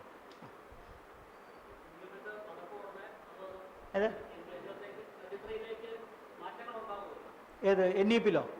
ഇല്ല ഇല്ല ഇല്ല. NEP-ൽ ഇനി ഓർഡേഴ്സ് വരാനേ ബാക്കിയുള്ളൂ. എന്തൊക്കെയാണ്? ഈ പോളിസിയുടെ ഓരോ എലിമെൻറ്റിനെയും സപ്പോർട്ട് ചെയ്യണമെങ്കിൽ അതിനൊക്കെ സബ്സിക്വൻറ്റ് GO വരണം. അതല്ലാതെ നടപ്പിലാവില്ല. പോളിസി ആക്ഷൻ വരണമെങ്കിൽ ഗവൺമെൻറ് ഓർഡർ വേണം, അതിന് പണം വേണം, അതിന് ടൈം വേണം, ടൈം പ്ലാൻ വേണം. ആരൊക്കെയാണ് ഇതിന് ഉത്തരവാദിത്തപ്പെട്ടവരെന്ന് കാണിക്കണം. അത്രയും ഡീറ്റെയിൽസ് ചെയ്യാൻ ഗവൺമെൻറ്റിന് പറ്റുന്നത് ഹയർ എഡ്യൂക്കേഷൻ ഡിപ്പാർട്ട്മെൻറ്റ് വഴിയാണ്. Ministry of education, higher education. അവരത് സെക്രട്ടേറിയറ്റിലേക്ക് എഴുതും, കേരള സെക്രട്ടേറിയറ്റിലേക്ക്. അവിടെ നിന്ന് അവിടുത്തെ ഹയർ എഡ്യൂക്കേഷൻ കൗൺസിലോട്ട് പോകും. അവിടെ നിന്നാണ് ഓർഡേഴ്സ് സ്റ്റേറ്റിൽ വരേണ്ടത്. ഇപ്പോൾ ചുരുക്കത്തിൽ ഒരു പോളിസിയുടെ പിറകിൽ അനവധി ഓർഡേഴ്സ് വന്നാലേ ഇത് നടപ്പിലാക്കാൻ പറ്റും. അത് വന്നുകൊണ്ടിരിക്കും. പക്ഷെ നമുക്കിവിടെ ഉണ്ടായൊരു കുഴപ്പം, ഇപ്പോൾ പാസ്സായിട്ട് പാർലമെൻറ്റ് പാസ്സാക്കിയിട്ട് 1 കൊല്ലം കഴിഞ്ഞു. കുറച്ച് സംസ്ഥാനങ്ങളിൽ മാത്രമേ ഇംപ്ലിമെൻറ്റേഷൻ വന്നുള്ളൂ. അതാണ് നമ്മുടെ പ്രോബ്ലം. തമിഴ്നാട് ഇത് നടപ്പിലാക്കില്ല എന്നും പകരം സ്റ്റേറ്റിൻ്റെ തനതായ ഒരു എഡ്യൂക്കേഷൻ പോളിസി കൊണ്ടുവരുന്നു എന്നുമാണ് പറഞ്ഞിരിക്കുന്നത്. അങ്ങനെ ഒരു എഡ്യൂക്കേഷൻ പോളിസി ഒരു കൊണ്ടുവരുമ്പോഴും അതിൻ്റെ പ്രായോഗികത ആ നാട്ടിലെ ആൾക്കാർക്ക് കിട്ടണമെന്ന് അവിടുത്തെ ഗവൺമെൻറ് ആഗ്രഹം വരുമ്പോൾ ഈ കാണിക്കുന്ന വിമർശനമൊക്കെ അവിടെ നിൽക്കുമ്പോഴും കുറേയൊക്കെ നാഷണൽ പോളിസിയുമായിട്ട് അല്ലാതെ പറ്റില്ല. അവരൊരു കമ്മിറ്റിയൊക്കെ ഉണ്ടാക്കി. അത് ഈ തമിഴ് കൾച്ചറിൻ്റെ ഒരു ഭയങ്കര ഒരു ഫീലിങ്സാണ് അതിൽ റിഫ്ലക്റ്റ് ചെയ്യണത്. എന്നാൽ ഈ പോളിസി ഒട്ട് ഉത്തരേന്ത്യയിൽ നടപ്പിലാക്കാൻ വേണ്ടി മാത്രം തയ്യാറാക്കിയാണെന്ന് ആരെങ്കിലും പറഞ്ഞാൽ അതൊട്ടും പ്രായോഗികമല്ല. കാരണം ഈ പോളിസിയുടെ ബയാസ് നോക്കിയാൽ അതൊരല്പം പ്രോ വെസ്റ്റേണാണ്, അല്ലാതെ പ്രോ നോർത്ത് ഇന്ത്യൻ അല്ല. അത് തമിഴ്നാട് ഭയപ്പെടുന്ന എന്തിനാണെന്ന് എനിക്കറിഞ്ഞില്ല. തമിഴ്നാട്ടിൽ എപ്പോഴും ഇങ്ങനെയാണ്. പഴയ കാലത്ത് ഹിന്ദിക്കെതിരെ ഭയങ്കരമായിട്ട് എതിർപ്പ് വന്നൊരു സംസ്ഥാനമാണ്, വെടിവെപ്പും മരണവും. പക്ഷേ തമിഴ് സിനിമകളിൽ അന്നത്തെ കാലത്ത് പോലും സിനിമകളിൽ പോലും കാണിക്കുന്നത് നോർത്ത് ഇന്ത്യയുടെ ഹോളിയുടെ ആഘോഷങ്ങളാണ്. അപ്പോൾ ഞാൻ ആലോചിക്കും, ഹിന്ദിക്കെതിരെ ഇത്രയും ബഹളം കാണിച്ചവർ സിനിമയിൽ വരുമ്പോൾ ആർട്ടും ബാക്കി കൾച്ചറും ഒക്കെ കാണിക്കുന്നത് ടിപ്പിക്കലി നോർത്ത് ഇന്ത്യയിലാണ്. പക്ഷെ പൊളിറ്റിക്സ് മുഴുവൻ തമിഴകം എന്നുള്ളതാണ്. ഈ വൈരുദ്ധ്യം അതവർ മനസ്സിലാക്കാതിരിക്കുകയാണോ അതോ പോപ്പുലിസത്തിന് വേണ്ടി ചെയ്യുകയാണോ? അവിടുത്തെ ബോർഡുകളിലെല്ലാം ഹിന്ദി കളഞ്ഞു, ഇംഗ്ലീഷാക്കി. കുറച്ച് കഴിഞ്ഞപ്പോൾ ഇംഗ്ലീഷും കളഞ്ഞ് തമിഴാക്കി. വെൽ, എവറിത്തിങ് തമിഴ്നാട്ടിൽ തന്നെ എല്ലാവർക്കും പഠിക്കാനും പറ്റും, ജോലിയും കിട്ടും. പുറത്ത് പോകണ്ടെങ്കിൽ ഇതൊക്കെ നല്ലത്. പോളിസിയുടെ കാര്യത്തിലും ഇതേ നിയമം ആപ്ലിക്കബിളാണ്. അപ്പോൾ അതുകൊണ്ട് അവർ ഇംഗ്ലീഷിലെ ടേംസ് ഉപയോഗിക്കില്ല, ഇംഗ്ലീഷ് പുസ്തകങ്ങൾ റെഫർ ചെയ്യില്ല, ഇതിനൊക്കെ തമിഴിലെ ബുക്കുകൾ വേണമെന്നൊക്കെ വാശി വയ്ക്കുന്നത് കുറച്ച് കടന്ന കൈയാണ്. അപ്പോൾ അതുകൊണ്ടല്ലോ നഷ്ടം വരുന്നത് ആ നാട്ടുകാർക്കും അത് പഠിച്ച് ക്വാളിഫൈ ചെയ്ത് പുറത്തിറങ്ങുന്നവർക്കുമാണ്. അത് എത്ര പ്രാക്ടിക്കലാണ് നമുക്ക് അറിഞ്ഞുകൂടാ. ഇത് സ്കൂളുകളിലൊക്കെ ഇത് ന്യായമായിട്ട് പറഞ്ഞാൽ കുഴപ്പമില്ല. പക്ഷേ എൻജിനീയറിങ്ങിലും മെഡിസിനും ഒക്കെ ഇത് സക്സസ്ഫുൾ ആകുമെന്ന് എനിക്ക് തോന്നുന്നില്ല. എനിവേ അവരൊരു കമ്മിറ്റി ഉണ്ടാക്കി വെച്ചിട്ടുണ്ട്, സ്റ്റേറ്റ് എഡ്യൂക്കേഷൻ പോളിസി എന്നാണ് അതിൻ്റെ പേര്. ആ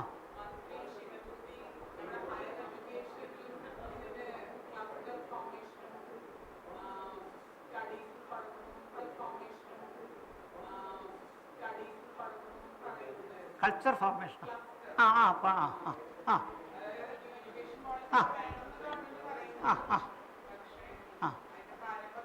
അല്ല, എന്തായാലും കേരളത്തിൽ ഇതിൻ്റെ ഒരു ഫൈനൽ തീരുമാനമായിട്ടില്ല എന്നുള്ളൊരു വസ്തുതയാണ്. ഈ കേരളത്തിൻ്റെ ഒരു രാഷ്ട്രീയം വിദ്യാഭ്യാസ നയത്തെക്കുറിച്ച്, ഈ നാഷണൽ എഡ്യൂക്കേഷനെ കുറിച്ച്, പോളിസിയെക്കുറിച്ച് പറഞ്ഞാൽ ആദ്യം അതിനകത്ത് കാവ്യവൽക്കരണം ഉണ്ടെന്ന് അവർ പറഞ്ഞു. ഞാൻ ഒരുപാട് വായിച്ചു നോക്കിയിട്ട് കാവ്യവൽക്കരണമൊന്നും കണ്ടില്ല. പിന്നെ പറയാവുന്നത് നിയോ ലിബറലാണ്. ഇവിടെ കേരളത്തിൽ നടക്കുന്ന മുഴുവൻ നിയോ ലിബറലാണ്. അപ്പോൾ എന്ത് കാര്യം പറഞ്ഞ് ഈ പോളിസിയെ തഴയാം? ഇല്ല.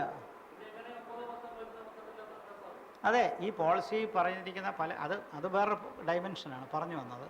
ഞാൻ ഇവിടുത്തെ പൊളിറ്റിക്സാണ് ഞാൻ പറഞ്ഞത്. ശിവൻകുട്ടി പറഞ്ഞ പൊളിറ്റിക്സാണ് പറഞ്ഞത്. ഇപ്പോഴും തൽക്കാലം എൻ്റെ ഒരു റീഡിങ്ങിൽ പുതിയ വിദ്യാഭ്യാസ നയത്തെ ഗവൺമെൻറ് കണ്ടില്ല എന്ന് നടിക്കുകയാണ്. പക്ഷേ എത്ര നാൾ കണ്ടില്ല എന്ന് നടിക്കുന്നത് എനിക്ക് അറിഞ്ഞൂടാ. കുറച്ച് കഴിയുമ്പോൾ ഇപ്പോൾ ടീച്ചേഴ്സിന് സാലറി റിവൈസ് ചെയ്യേണ്ടി വരും, പുതിയ ബഡ്ജറ്റ് അലോട്ട്മെൻറ്റ് വരും, ലൈബ്രറിക്കും ഇൻസ്റ്റിറ്റ്യൂഷൻസിനും ഗ്രാൻഡ് കൊടുക്കേണ്ടി വരും. അവിടെയൊക്കെ ഈ ന്യൂ എഡ്യൂക്കേഷൻ പോളിസി എത്രത്തോളം നിങ്ങൾ ഇംപ്ലിമെൻറ്റ് ചെയ്തു എന്നുള്ള ചോദ്യങ്ങൾ വീണ്ടും വീണ്ടും വീണ്ടും വരും.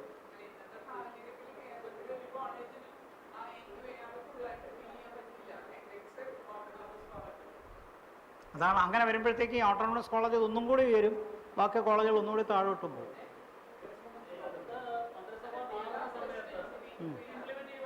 ചിലപ്പോൾ പോകുന്ന പോക്കിന് ഇംപ്ലിമെൻറ്റ് ചെയ്യും. അതായിരിക്കും. അതാ ഞാൻ പറഞ്ഞു, എത്ര നാളിത് കണ്ണടച്ചിരിക്കും.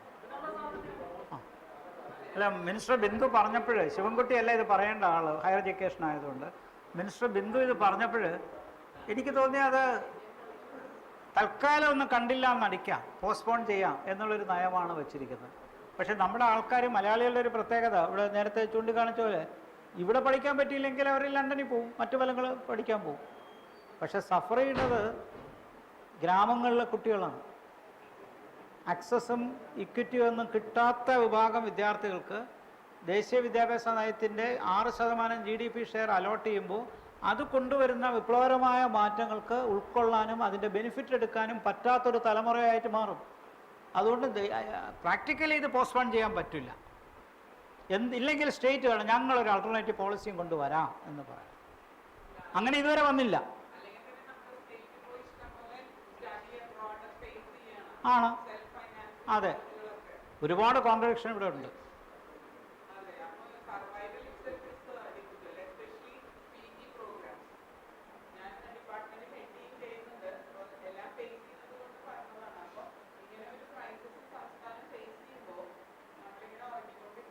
അതാണ് ആ വാക്കാണ്, ഉറക്കം തൂങ്ങിയിരുന്നാൽ എന്താകുന്നുള്ളതാണ്. ഞാൻ ആ വാക്ക് പറഞ്ഞില്ല എന്നേ ഉള്ളൂ, പറഞ്ഞത് നന്നായി.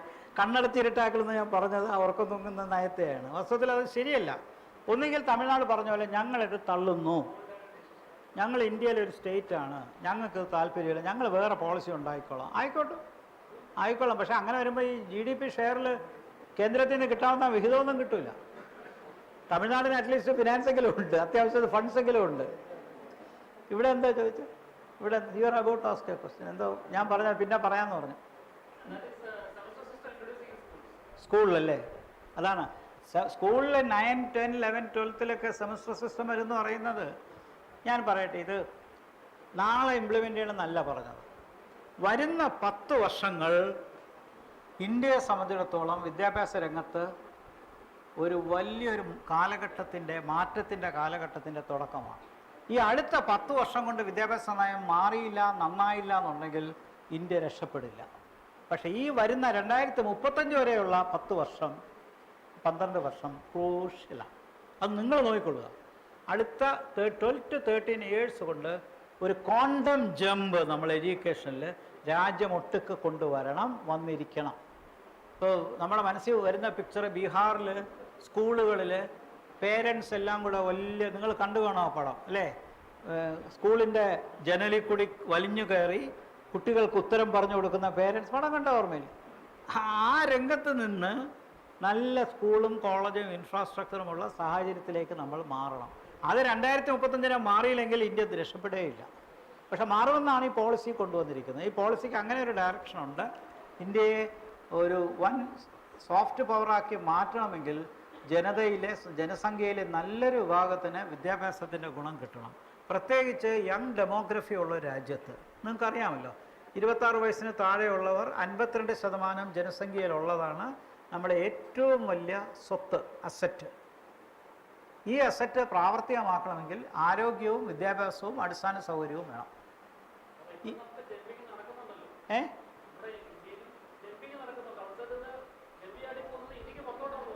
ആ ജമ്പല്ല പറഞ്ഞ, അകത്തുള്ള ജമ്പാണ്. അതിവിടുത്തെ മിഡിൽ ക്ലാസ്സിലെ ഒരു സെറ്റാണ് പുറത്തേക്ക് പോണത്. ഈ പറഞ്ഞ പ്രവാസികൾ വെളിയിൽ പണം ഇൻവെസ്റ്റ് ചെയ്യുന്നത് കുട്ടികൾക്ക് വേണ്ടി ചെയ്യുന്നതിനെ കുറിച്ചാണ് പറയുന്നത്. അത് വളരെ സത്യമാണ്. ഇന്ന് 16 ബില്യൺ അമേരിക്കൻ ഡോളറാണ് നമ്മുടെ നാട്ടുകാരുടെ പൈസ വിദേശ സർവകലാശാലകളിൽ ഒഴുകുന്നത്. 16 ബില്യൺ. ഏതാണ്ട് 14 ലക്ഷം വിദ്യാർത്ഥികളാണ് ഇവിടെ നിന്ന് പഠിക്കാൻ പോകുന്നത്. 16 ബില്യനാണ് ചിലവാക്കുന്നത്. മറിച്ച് ഇന്ത്യയിൽ പഠിക്കാൻ വരുന്ന വിദ്യാർത്ഥികളുടെ എണ്ണം എത്രയാണെന്നറിയാമോ? 40,000. ഈ 40,000-ൻ്റെ 80% ബംഗാൾ, ബംഗ്ലാദേശ്, നേപ്പാൾ, ഭൂട്ടാൻ, മയാൻമാർ, അഫ്ഗാനിസ്ഥാൻ, ആഫ്രിക്ക എന്ന് ചെറുതായിട്ട് വല്ലതും കാണും. കൂടുതൽ ഈ പറഞ്ഞ സൗത്ത് ഈസ്റ്റ് ഏഷ്യൻ രാജ്യങ്ങളാണ്.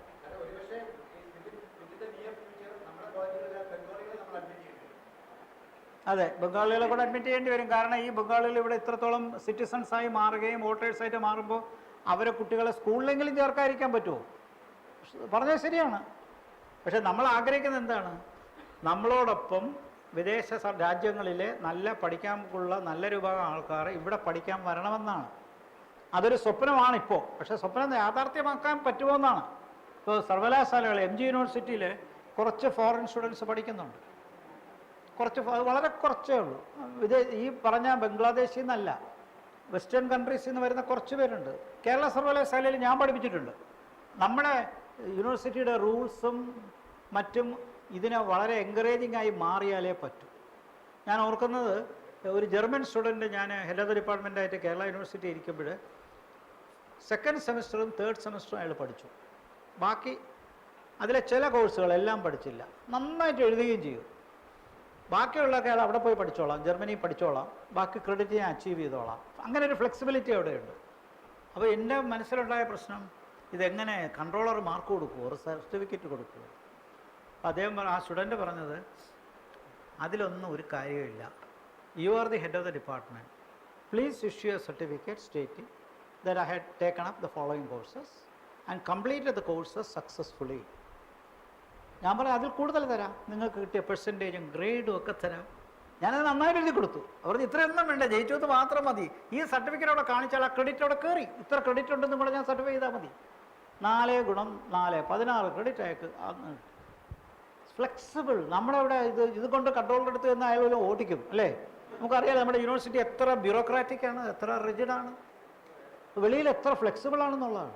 അപ്പോൾ നമ്മുടെ എഡ്യൂക്കേഷൻ സിസ്റ്റം ഇങ്ങനെ ഫ്ലെക്സിബിൾ ആയാലേ ഈ മൾട്ടിപ്പിൾ ബി എക്കും ബി എസ് സിക്കും ഒക്കെ വരുന്ന കുട്ടികൾക്ക് 3 വർഷം കഴിഞ്ഞ് പോകാം, 2 വർഷം കഴിഞ്ഞ് പോകാം. ഇതൊക്കെ നല്ല പോളിസിയാണ്. ഇത് പരാജയപ്പെടുകയാണെങ്കിൽ അതിൻ്റെ ഉത്തരവാദിത്വം ടീച്ചേഴ്സിനുമുണ്ട്, ബ്യൂറോക്രാറ്റ്സിനുമുണ്ട്, എഡ്യൂക്കേഷണൽ അഡ്മിനിസ്ട്രേറ്റേഴ്സായ വി സിമാർക്കും താഴെയുള്ളവർക്കും ഉണ്ട്. സെക്രട്ടേറിയറ്റിലിരിക്കുന്ന ബ്യൂറോക്രാറ്റ്സിനുണ്ട്, അക്കാഡമിഷ്യൻസായ വി സിമാർക്കും താഴെയുള്ളവർക്കുണ്ട്, ടീച്ചേഴ്സായ നമുക്കെല്ലാവർക്കും. ഇത് പരാജയപ്പെടുകയാണ്. പരാജയപ്പെടുത്താൻ നോക്കണം. കാരണം ഇത് നല്ല പോളിസി ആയതുകൊണ്ട് ഭാവിയിലുള്ള തലമുറയെ ഇതിലേക്ക് അബ്സോർബ് ചെയ്യാൻ ശ്രമിച്ചാൽ, അത് നല്ല രീതിയിൽ വിജയിച്ചാൽ, ഇനി പണം ഒരു കുറവാണെന്ന് പറയാൻ പറ്റില്ല, വിൽ പവറാണ് വേണ്ടത്. സെൽഫ് ഫിനാൻസിങ് സെക്ടർ അവർ പറഞ്ഞു, ആ പോളിസി പറയുന്നത് education can be continued under PPP model, public private partnership model. അവരതിനെ എതിർക്കുന്നില്ല. പക്ഷേ കമേഴ്ഷ്യലൈസേഷനേക്കാൾ ക്വാളിറ്റിക്ക് വേണം ഇമ്പോർട്ടൻസ് കൊണ്ടുവരേണ്ടത്. അതിനെക്കുറിച്ച് പറയുന്നിടത്ത് അവർ പറയുന്നത് good governance, flexibility, finance. Good governance, flexibility and finance, these are the vital elements for the success of education. അവിടെയാണ് equity വരുന്നത്. ഞാൻ ഇക്വിറ്റിയെക്കുറിച്ച് കുറച്ച് പറഞ്ഞത് ശ്രദ്ധിച്ചല്ല. അവിടെ ഫിനാൻസിൻ്റെ പാർട്ടിൽ പ്രൈവറ്റ് സെക്ടറിന് ഫിനാൻസ് അഫോർഡ് ചെയ്യും. ഇപ്പം ലണ്ടനിൽ പോയി പഠിക്കാൻ പണം ഉണ്ടല്ലോ, അവർക്കത് പറ്റും. അവർ ഈ പണം വെളിയിൽ പോകാതെ അകത്ത് നേടുക, അതാണ് നമ്മൾ ഉദ്ദേശിക്കുന്നത്. അതേസമയം പാവപ്പെട്ട വിദ്യാർത്ഥികൾക്ക് കൂടുതൽ സ്കോളർഷിപ്പും ഫെലോഷിപ്പും കൂടുതൽ കോളേജുകൾ വീട്ടുമുറ്റത്ത് കൊണ്ടുവരാൻ ശ്രമിക്കണം. അതാണ് ആക്സസിബിലിറ്റി, ഇക്വിറ്റി അതാണ് ചെയ്യേണ്ടത്.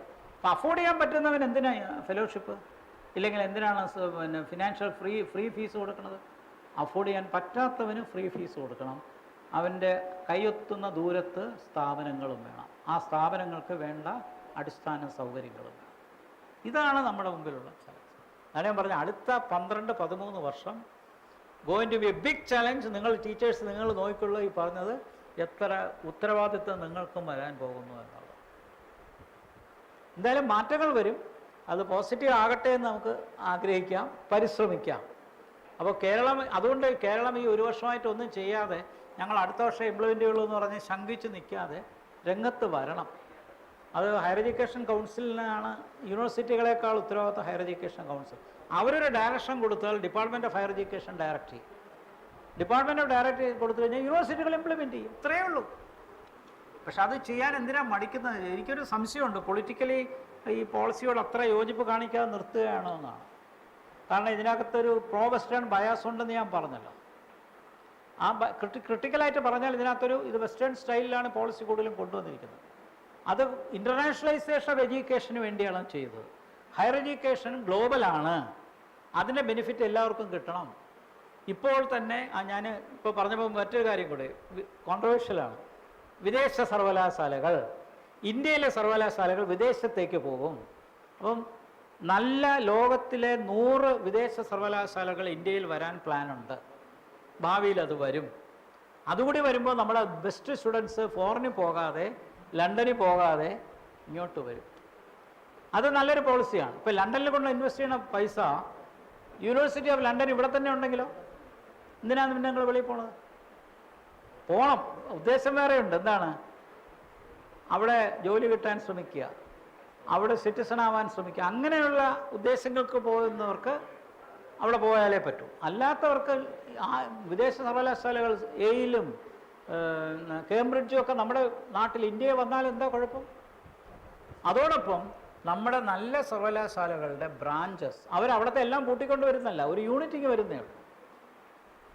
അതേപോലെ നമ്മുടെ നല്ല സർവകലാശാലകൾ ഒരു 30 എണ്ണമെങ്കിലും വിദേശത്തും വർക്ക് ചെയ്യട്ടെ, വിദേശത്ത് വർക്ക് ചെയ്യട്ടെ. നല്ലത് നോക്കി വിട്ടാൽ മതി. 30 എന്നുള്ളത് അടുത്ത വർഷം 20 കൂട്ടി 50 ആക്കാം, അങ്ങനെ കൂട്ടി വരുത്താം. അപ്പോൾ ഇത് നമുക്ക് ഫോറിൻ എക്സ്ചേഞ്ച് കിട്ടാനും സാധ്യമാകും. ഇപ്പോൾ തന്നെ ഇൻ്റർനാഷണലായിട്ട് കുറേ റിസർച്ച് വർക്ക് നടക്കുന്നുണ്ട് വിദേശ സർവകലാശാല അല്ലേ, യൂണിവേഴ്സിറ്റികളിൽ MOUs ഒക്കെ ഉണ്ട്. അത് പോരാ, ഡ്യുവൽ ഡിഗ്രി സിസ്റ്റം വരും. ഇപ്പോൾ നിങ്ങളുടെ യൂണിവേഴ്സിറ്റിയും അവിടുത്തെ ഒരു യൂണിവേഴ്സിറ്റിയും കൂടെ ജോയിൻ ചെയ്തൊരു MSc പ്രോഗ്രാം, MTech പ്രോഗ്രാം, അതിനാണ് ഡ്യുവൽ ഡിഗ്രി. അപ്പോൾ ഡിഗ്രിയുടെ ബാക്കറ്റിൽ ആൻഡ് MGU ആൻഡ് UK ഇല്ലെങ്കിൽ MGU and Cambridge UFC Cambridge, അങ്ങനെ ഒരു ബ്രാക്കറ്റിൽ ഡിഗ്രി വരുമ്പോൾ 2 ഡിഗ്രിയുടെ യൂണിവേഴ്സിറ്റിയാണ്. അതിൻ്റെ സ്റ്റാറ്റസ് ഒന്ന് വേറെയാവും. അപ്പോൾ ചുരുക്കത്തിൽ ഈ മാറ്റങ്ങളൊക്കെയാണ് ഇനി വരാൻ പോകുന്നത്. ഈ ചോദ്യങ്ങൾ ചോദിക്കുമ്പോഴാണ് ഈ വിട്ടുപോയ പോയിന്റുകൾ നമ്മുടെ മനസ്സിൽ വരുന്നത് കേട്ടോ. അപ്പോൾ ഈ പറഞ്ഞതും ശ്രദ്ധിച്ചോളണം. പക്ഷേ ഇവിടെ നമ്മൾ വിദേശ സർവകലാശാലകൾ വേണ്ട എന്ന് പറഞ്ഞിട്ട് ഈ പറയുന്ന നേതാക്കന്മാർ തന്നെ അവരെ മക്കളെ വെളിയിൽ അയക്കുകയും ചെയ്യും. ഇല്ല, ഇതൊക്കെ നമ്മൾ ഹിപ്പോക്രസി കേരളത്തിലുള്ള പോലെ വേറെ ഒരിടവും ഇല്ല. പണ്ട് തൊട്ടേ ഉള്ളൊരു സ്വഭാവമാണ്. മൈതാനത്ത് ഏറ്റവും കൂടുതൽ ഇത് പറഞ്ഞിട്ട് സ്വന്തം കാര്യം വരുമ്പോൾ കാണിക്കുന്ന അത്രയും മറിച്ചുമാണ്. അത് വിദ്യാഭ്യാസ രംഗത്തും അത് ഒട്ടും കുറവല്ല എന്നുള്ളതാണ്. അപ്പോൾ ഈ ഫോറിൻ യൂണിവേഴ്സിറ്റിയെക്കുറിച്ച് വളരെ വ്യക്തമായിട്ട് ന്യൂ എഡ്യൂക്കേഷൻ പോളിസി പറയുന്നുണ്ട്. ഇന്ത്യയിലെ യൂണിവേഴ്സിറ്റികൾ അങ്ങോട്ട് പോകണം, അവിടുത്തെ യൂണിവേഴ്സിറ്റികളുടെ ബ്രാഞ്ചസ് ഇവിടെ ഓപ്പൺ. ഓരോ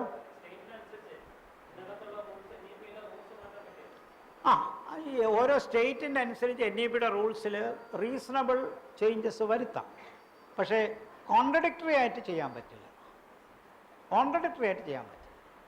റീസണബിൾ ഇത് പ്രായോഗികമാക്കാൻ വേണ്ടിയുള്ള ചേഞ്ചസ് വരുത്തുന്നതിന് തെറ്റില്ല. മനസ്സിലല്ലേ? പ്രാക്ടിക്കലായിട്ട് ചെയ്യാം. പക്ഷെ അപ്പം അല്ല, അങ്ങനെ തുടങ്ങിയാൽ പിന്നെ ദില്ലിയിലെ വെള്ളമാണല്ലോ.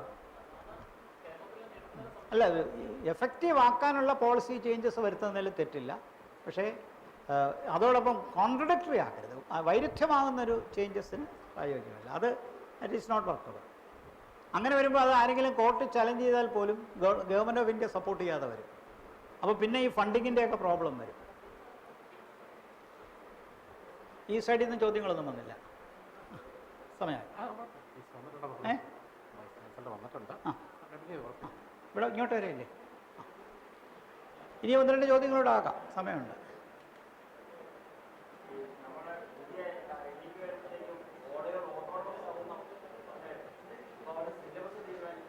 നിങ്ങൾ തന്നെ, കോളേജ് തന്നെ.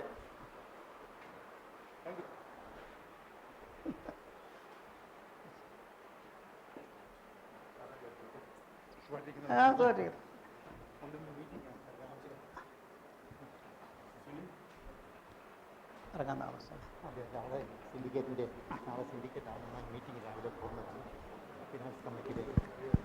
Thank you, Gopakumar sir, for educating us with your insightful thoughts and for clarifying all our doubts. Now, let's officially inaugurate the seminar. For the welcome speech, I call upon Dr. Joy Jacob, Principal, Maragastinas College, Ramapuram. Okay, let us all rise for a prayer.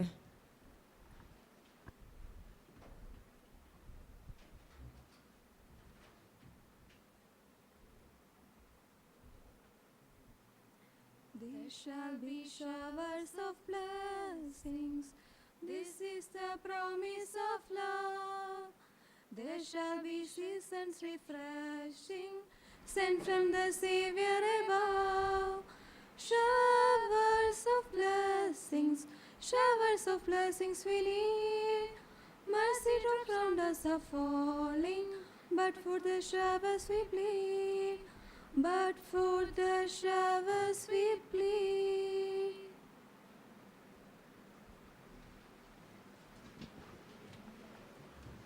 Now, let's officially inaugurate the seminar. For the welcome speech, I call upon Dr. Joy Jacob, Principal, Maragastinas College, Ramapuram.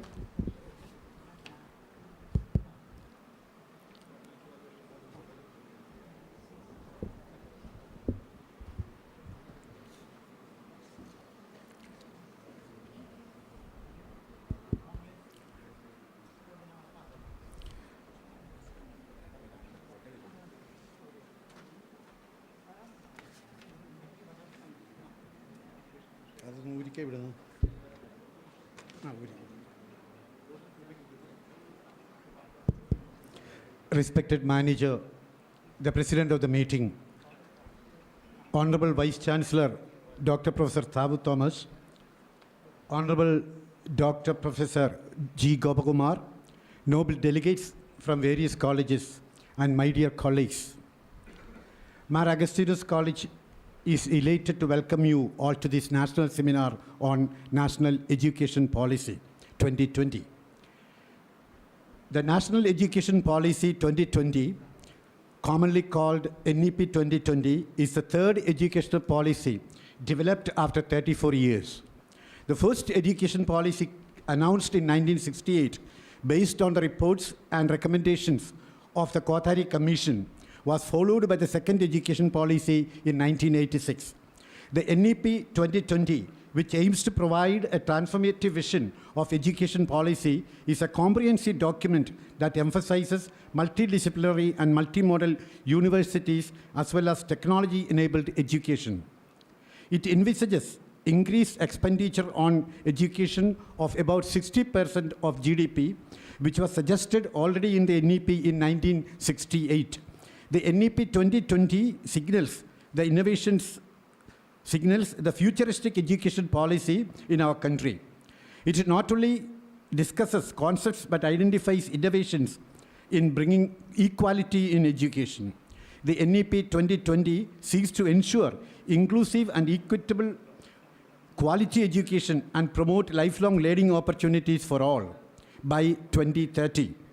This ambitious goal, which stands in stark contrast to India's learning outcomes, which are stubbornly low, has drawn much attention to the need of an inclusive and equitable education.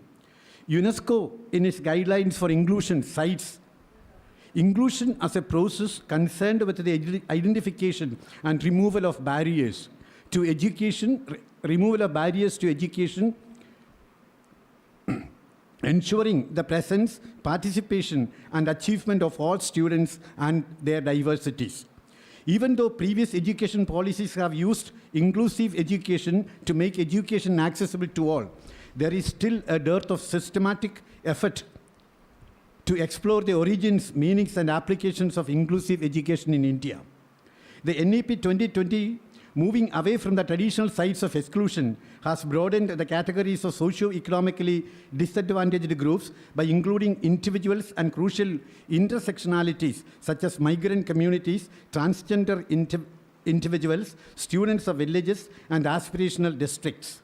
However, children of refugees, students of LGBTQI, lesbian and gay communities, and international displaced communities who did not find recognition in any of the educational policies are still not accorded a place even in NEP 2020. Because the National Education Policy document will influence future educational discourse, it must be evaluated from a different perspective.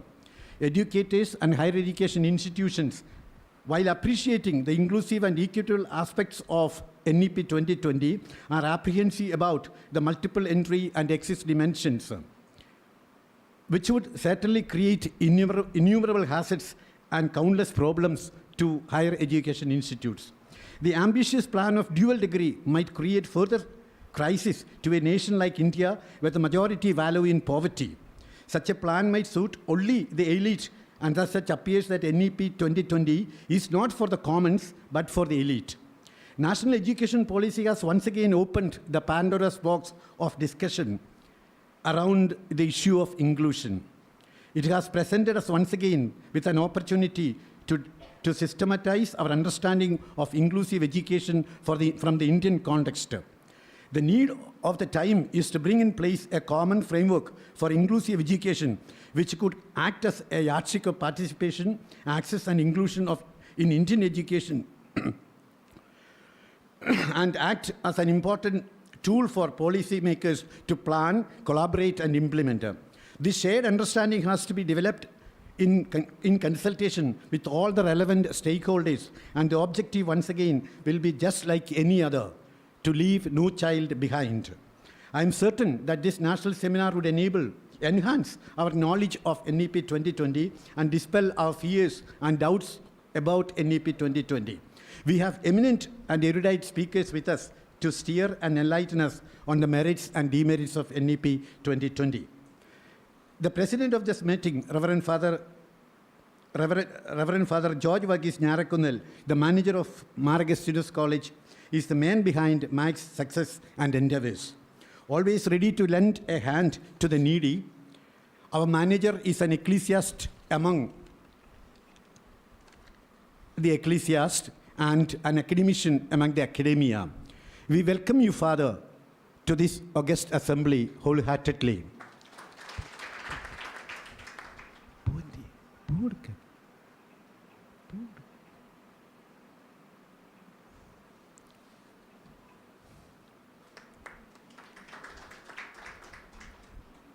Dr. Sabu Thomas, the Honorable Vice Chancellor, MG University, the first among the scientists and a non-pareil administrator, has a cornucopia of awards to his account. Mar Agustinus College and this noble gathering are indeed exalted by your charisma. We are grateful to you for condescending to inaugurate the seminar amidst your hectic schedule. On behalf of everyone present here, I accord you, sir, a hearty welcome. I do welcome our resource person, Professor Dr. G. Gopakumar, the former Vice Chancellor, Central University of Kerala. Your expertise on NEP would trigger our march towards excellence in the academic horizon. You already had a taste of his knowledge and his expertise on NEP. And on behalf of everyone gathered here, Mar Agustinus College wholeheartedly welcomes Dr. Professor G. Gopakumar. I welcome the principals, IQAC coordinators, teachers from diverse colleges and of this institution, and the student delegates to this seminar.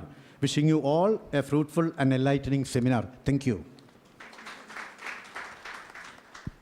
Thank you, sir. Now I welcome Reverend Dr. George Varghese Nyarakunnel, the manager of Mar Agustinus College, to deliver the presidential address.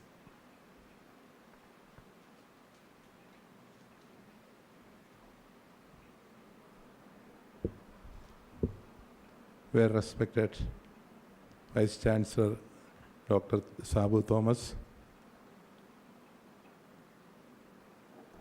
very Honorable Professor Gopakumar sir, our respected Principal Joy sir, Reverend Father Joseph Haranjeri, respected delegates, dear friends.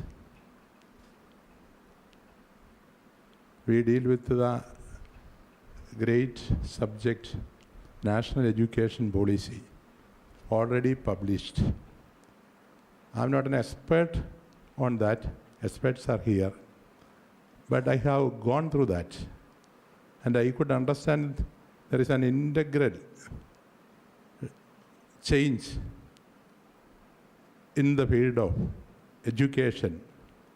It envisages a great change. I remember the famous words of Vivekananda. He says, education should be man-making, character-making, and life-building. He continues, it is better to assimilate 5 ideas and make it practical than to cram the whole library. Yes, as I know, when I read, I could understand. Really, this policy envisages student-centered education. Now, from the institution, a kind of ruling is there. But from the part of the institution, there should be an inspiring mentality. The institution should inspire the students to find out the skills in them. Really, we have to develop the skills of the students who come to us. Professors really want to train the persons behind each student who should be developed according to their skills. It is Bertrand Russell who speaks about the objects of the education. First one, we have to develop the skills of the students. Second thing, we have to make very good citizens. I think through this policy, we can make good citizens, as well as we have to use the human power in each student. It is very interesting to see that when a student is in 6th standard, he should have the occasion for the internship according to his capacities. In foreign universities, we see this kind of training. It would be a development for the whole state, because the human resource in each and every person will be used for the development of the state itself. Therefore, we can appreciate this policy. The study pattern is changed. 5, 3, 3 plus 4. 5 plus 3, 3, 4. The pattern is changed. Therefore, the infrastructure may be changed. The pattern of teaching may be changed. Therefore, it may take some years to introduce properly this policy. But yet, we have to creatively criticize this policy in order to avoid the defects of this policy. Criticism can be creative. I remember one incident. When I was in a church, we planned to construct a building using the materials of an old church. There was a place called Criticizing Corner near to the church. Small city. From there, I had a criticism. Why don't Father take interest to build a bigger auditorium than the small one? He is not so much interested in the matters of the church, but he criticized like that. Then I also thought of it. Why could we make a building for catering? Why can't we make an auditorium that can be used for catering? Then I changed the plan, totally changed the plan. It is from that criticism I could take profit. It was useful. Like that, we have to criticize positively, and we have to listen to the criticism which is creative. Some other criticisms are negative and destructive. That cannot be fostered. It is of no use. Here also, we may study well all these policies in detail, and we have to think about the effect of this policy. Then we have to criticize it if needed. Now it is a very good attempt to study this national policy, hearing the efficient, eminent persons like Gopakumar sir and our Dr. Sabu Thomas. I really congratulate all the persons who organized this seminar very beautifully. And I most cordially welcome all of you into this college for taking much profit out of this seminar. Wish you all the best. And once again, I cordially welcome all of you.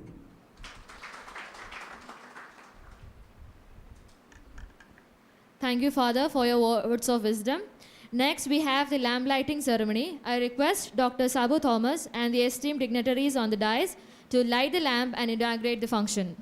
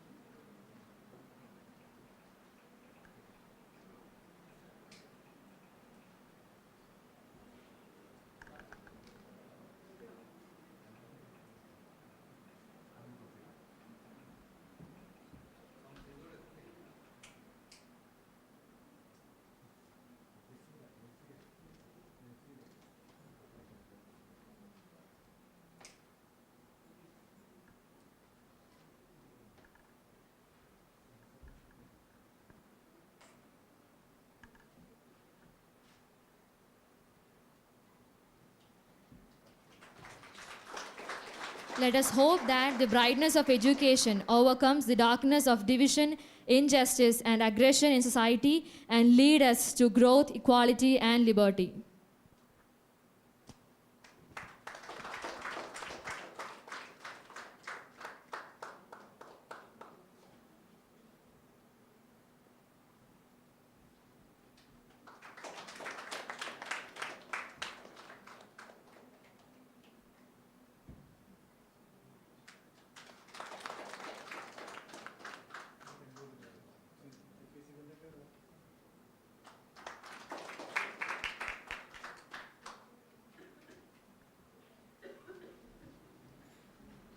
For the inaugural address, I welcome Dr. Sabu Thomas, Honorable Vice Chancellor, Mahatma Gandhi University.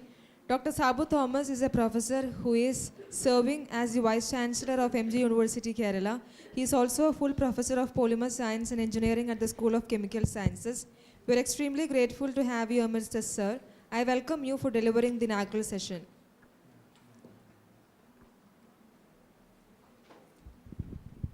Very good morning to all of you.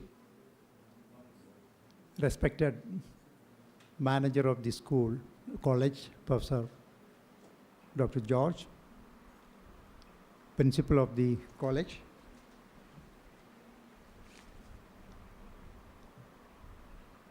respected former Vice Chancellor of Central University of Kerala, Professor Gopakumar,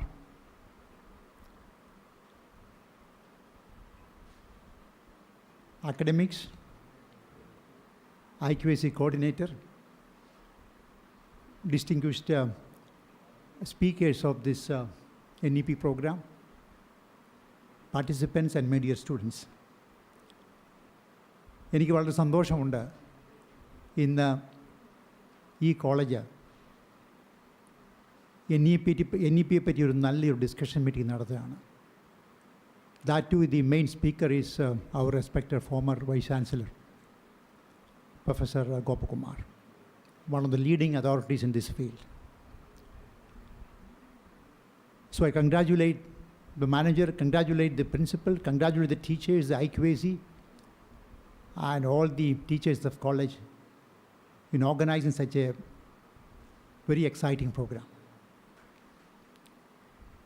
നിങ്ങൾക്ക് എല്ലാവർക്കും അറിയാം, the purpose of national education policy is transform millions of Indians and people into skilled, intellectually strong, global citizens. നമുക്കെല്ലാവർക്കും അറിയാം, India has a lot of demographic dividends. If you look at the young people in the country, we are number one. UN പറയുന്നത് in 20 24 or 25, the average age of an Indian person is going to be 29.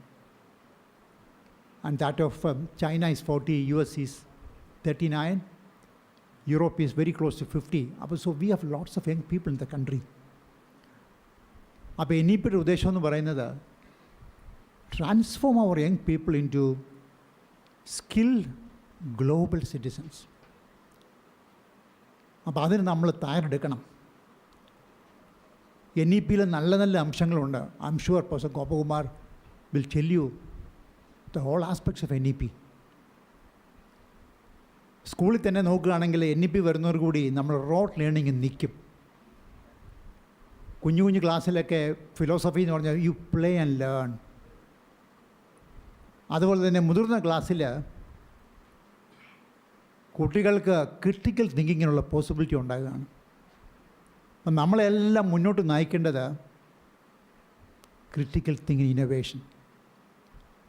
അപ്പോൾ അധ്യാപകരും കുട്ടികളും മാനേജ്മെൻറ്റും എല്ലാവരോടും ശ്രമിച്ചെങ്കിലേ ഉള്ളൂ നമുക്ക് NEP നല്ലവണ്ണം മുന്നോട്ട് കൊണ്ടുപോകാനൊക്കത്തുള്ളൂ. ബഹുമാനരുടെ മാനേജരച്ചൻ പറഞ്ഞു NEP-യുടെ ഒരു മെയിൻ ഉദ്ദേശം എന്ന് പറയുന്നത് ഇൻസ്റ്റിറ്റ്യൂഷനെയൊക്കെ മൾട്ടി ഫേസറ്റഡ് ആക്കുക. Even IITs eventually they become multi faceted. IIT-യിലൊക്കെ ഇപ്പം if you look at the humanities, social sciences weak actually. So they're going to make it very strong. One of the first IITs who started medical program was IIT Kharagpur. അപ്പോൾ നമ്മുടെ ഇൻസ്റ്റിറ്റ്യൂഷനെ എല്ലാം multi faceted ഇൻസ്റ്റിറ്റ്യൂഷനായി മാറുക NEP-യുടെ ഒരു വലിയ ഉദ്ദേശമാണ്. അതുപോലെ തന്നെ കുട്ടികൾക്കെല്ലാം നല്ലൊരു പ്രോഗ്രാമാണ് credit transfer. MG is going to introduce that credit transfer program. If you look at the budget allocation, Government of India says 6% of GDP will be given for education purpose. അങ്ങനെ ധാരാളം നല്ല ആസ്പെക്ട്സ് നമ്മുടെ NEP-യിലുണ്ട്. MPhil is discontinued. ഞങ്ങളുടെ ക്യാമ്പസിലൊക്കെ MPhil നിർത്തിക്കഴിഞ്ഞു. Technology എവിടെയെല്ലാം use ചെയ്യുക, you have to use technology there. Technology for teaching, technology for learning process, technology for evaluation, technology for research, technology for consultancy, technology for extension. എവിടെയെല്ലാം technology ഉപയോഗിക്കാവോ അവിടെയെല്ലാം technology ഉപയോഗിക്കണം. അതുപോലെ തന്നെ NEP-യുടെ വലിയൊരു ഉദ്ദേശമാണ് നമുക്കറിയാം gross enrolment ratio. India's gross enrolment ratio is only 25 or 26.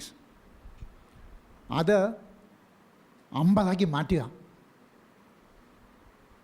The vision of our Chief Minister is make an NEP of 75. അതുകൊണ്ട് ഞാൻ മാനേജ്മെൻറ്റിനോട് പറയുന്നത് ധാരാളം കോഴ്സസ് തുടങ്ങണം. Novel courses we should start. Mahatma Gandhi സർവകലാശാലയിൽ ഞങ്ങളുടെ ക്യാമ്പസിൽ we have start integrated programme, massive way integrated programme in science and social sciences. ഞങ്ങളുടെ പല കോഴ്സിന് ഇന്ത്യ കപ്പാസിറ്റി കൂട്ടി. എന്തിനാ?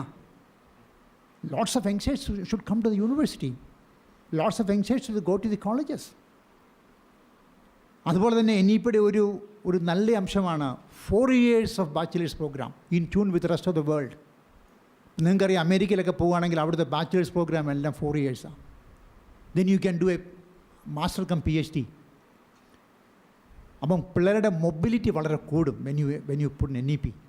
I think our state government yet to start 4 years of bachelors programme. അങ്ങനെ ധാരാളം നല്ല അംശങ്ങളുണ്ട്. ഞാൻ പറയാൻ പോകുന്നത്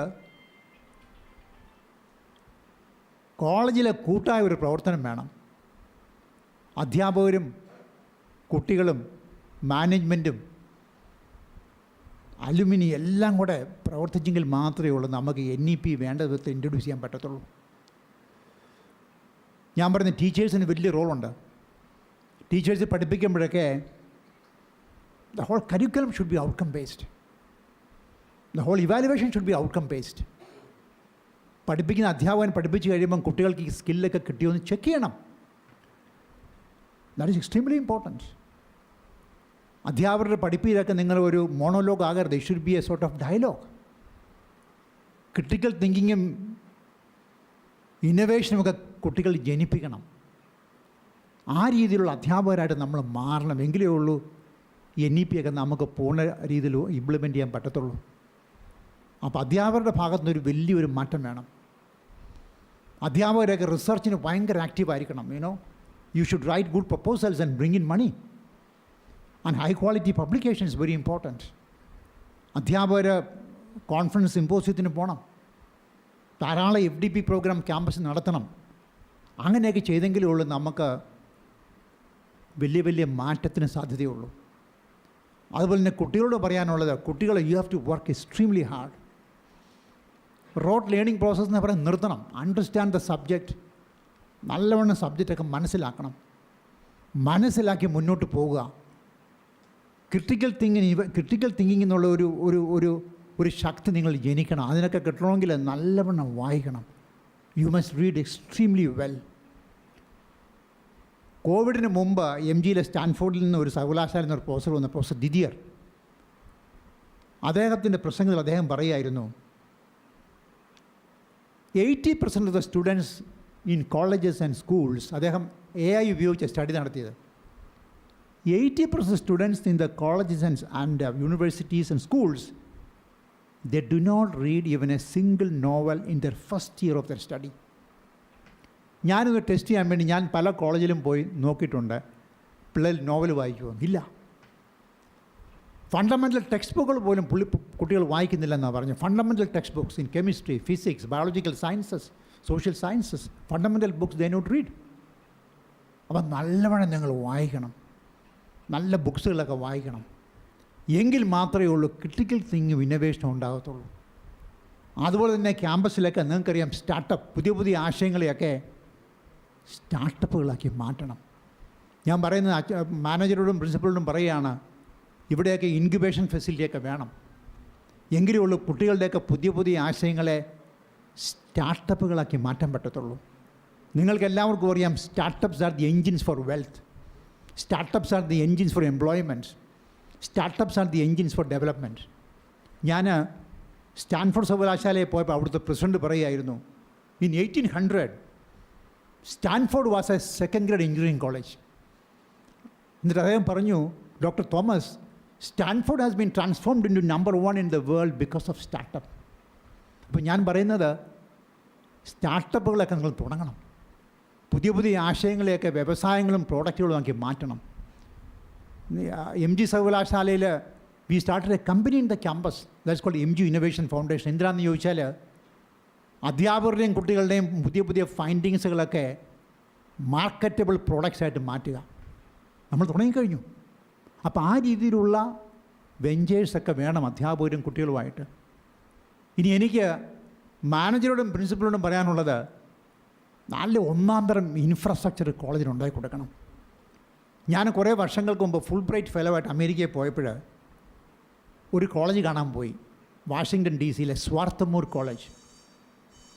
അമേരിക്കയിലെ മാതാപിതാക്കൾക്ക് കുട്ടികളെ സ്വാർത്ഥമൂർ കോളേജ് വിടാൻ ഇഷ്ടമാണ്. That is ranked as number 1 college in United States. ഞാൻ ആ കോളേജിൽ പോയി കെമിസ്ട്രി ഡിപ്പാർട്ട്മെൻറ്റിൽ പോയപ്പോൾ ഞാൻ കണ്ടത്, teachers publishing in Nature and Science, teachers running large number of projects supported by NSF and NIH. And I was really amazed by the infrastructure of the college. നല്ല swimming pool കോളേജിന്, ഒന്നാം തരം library, 8 നില കെട്ടിടം ലൈബ്രറിക്ക്. I was amazed by seeing the canteen. ഞങ്ങൾക്കെല്ലാം ഭക്ഷണം തന്നെ ആ ക്യാൻറ്റീനിൽ നിന്നാണ്. ഒരു 5-star ഹോട്ടൽ പോലെ ക്യാൻറ്റീൻ എനിക്ക് കണ്ടത്. And that college is ranked as number 1 in the United States. ഞാൻ പറയുന്നത്, മാനേജറച്ചനൊക്കെ ഇപ്പോൾ US പോകുകയാണെങ്കിൽ ആ കോളേജ് ഒന്ന് കാണണം. അങ്ങനെ ആയിരിക്കണം ഈ കോളേജിനെ നമുക്ക് ട്രാൻസ്ഫോം ചെയ്യേണ്ടത്. ഏറ്റവും നല്ല കോളേജായിട്ട് ഇതിനെ ട്രാൻസ്ഫോം ചെയ്യണം.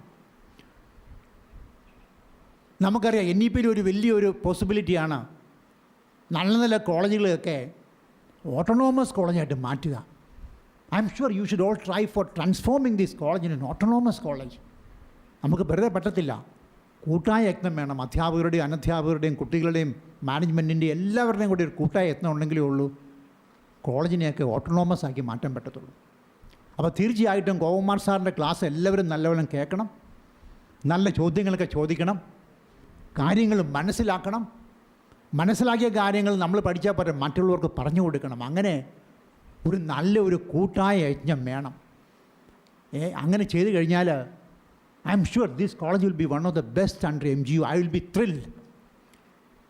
അപ്പം നിങ്ങളുടെ എല്ലാ അനുവാദത്തോടു കൂടി ഇന്നത്തെ ഈ NEPയുടെ workshop FDP programme workshop open ചെയ്താൽ പ്രഖ്യാപിക്കുകയാണ്. നിങ്ങൾക്ക് എല്ലാവർക്കും എൻ്റെ best wishes.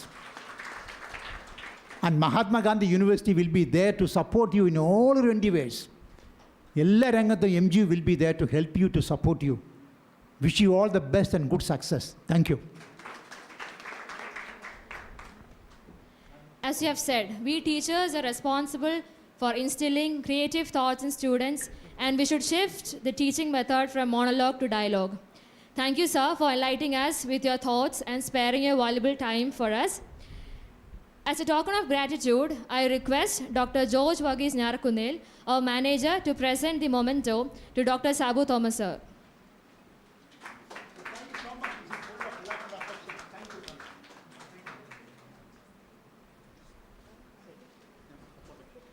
I also request Father to present a token of gratitude to Dr. G. Gopakumar, sir, the former VC, University of Kerala.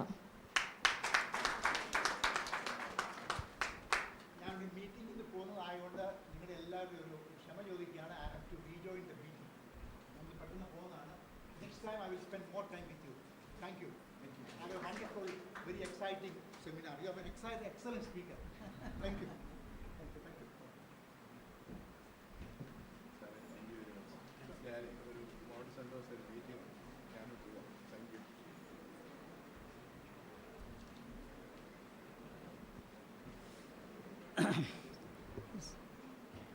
We will continue our discussion for some more time. As part of this session also, there has been a suggestion or comment from both the manager as well as the vice chancellor that we need to study the national education policy in full detail, which we have not. In the sense that the Kerala did not discuss national education policy. I think you remember one major point with which I start. Audible. The one point with which I started was we did not discuss national education policy in Kerala. So if you want to understand, criticize something, you have to conduct a thorough investigation of the policy. Otherwise, it is easy to criticize, but without proper understanding. That's why I started by telling that, unfortunately in Kerala, not much serious discussion had happened on national education policy. Viewed from that angle, I think I must appreciate this college for organizing this seminar. And fortunately for me, I got nearly 2 hours in the morning.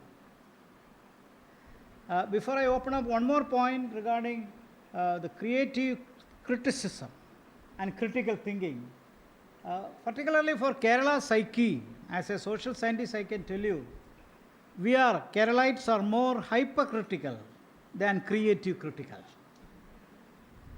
We have a right to criticize everything. But I am sorry to say, on most occasions we become cynical along being hypercritical. And we are less in appreciating the matter also. If there is something good, we must be open-ended and saying that this is very good, let us appreciate that. That kind of culture is also not available with us. So we are cynical and we are not good in appreciating the things which are worth. On the point second, I must say there is a famous word in Kerala. For everything we say, how is it? Korappamilla. Even for the very best we would say, Korappamilla.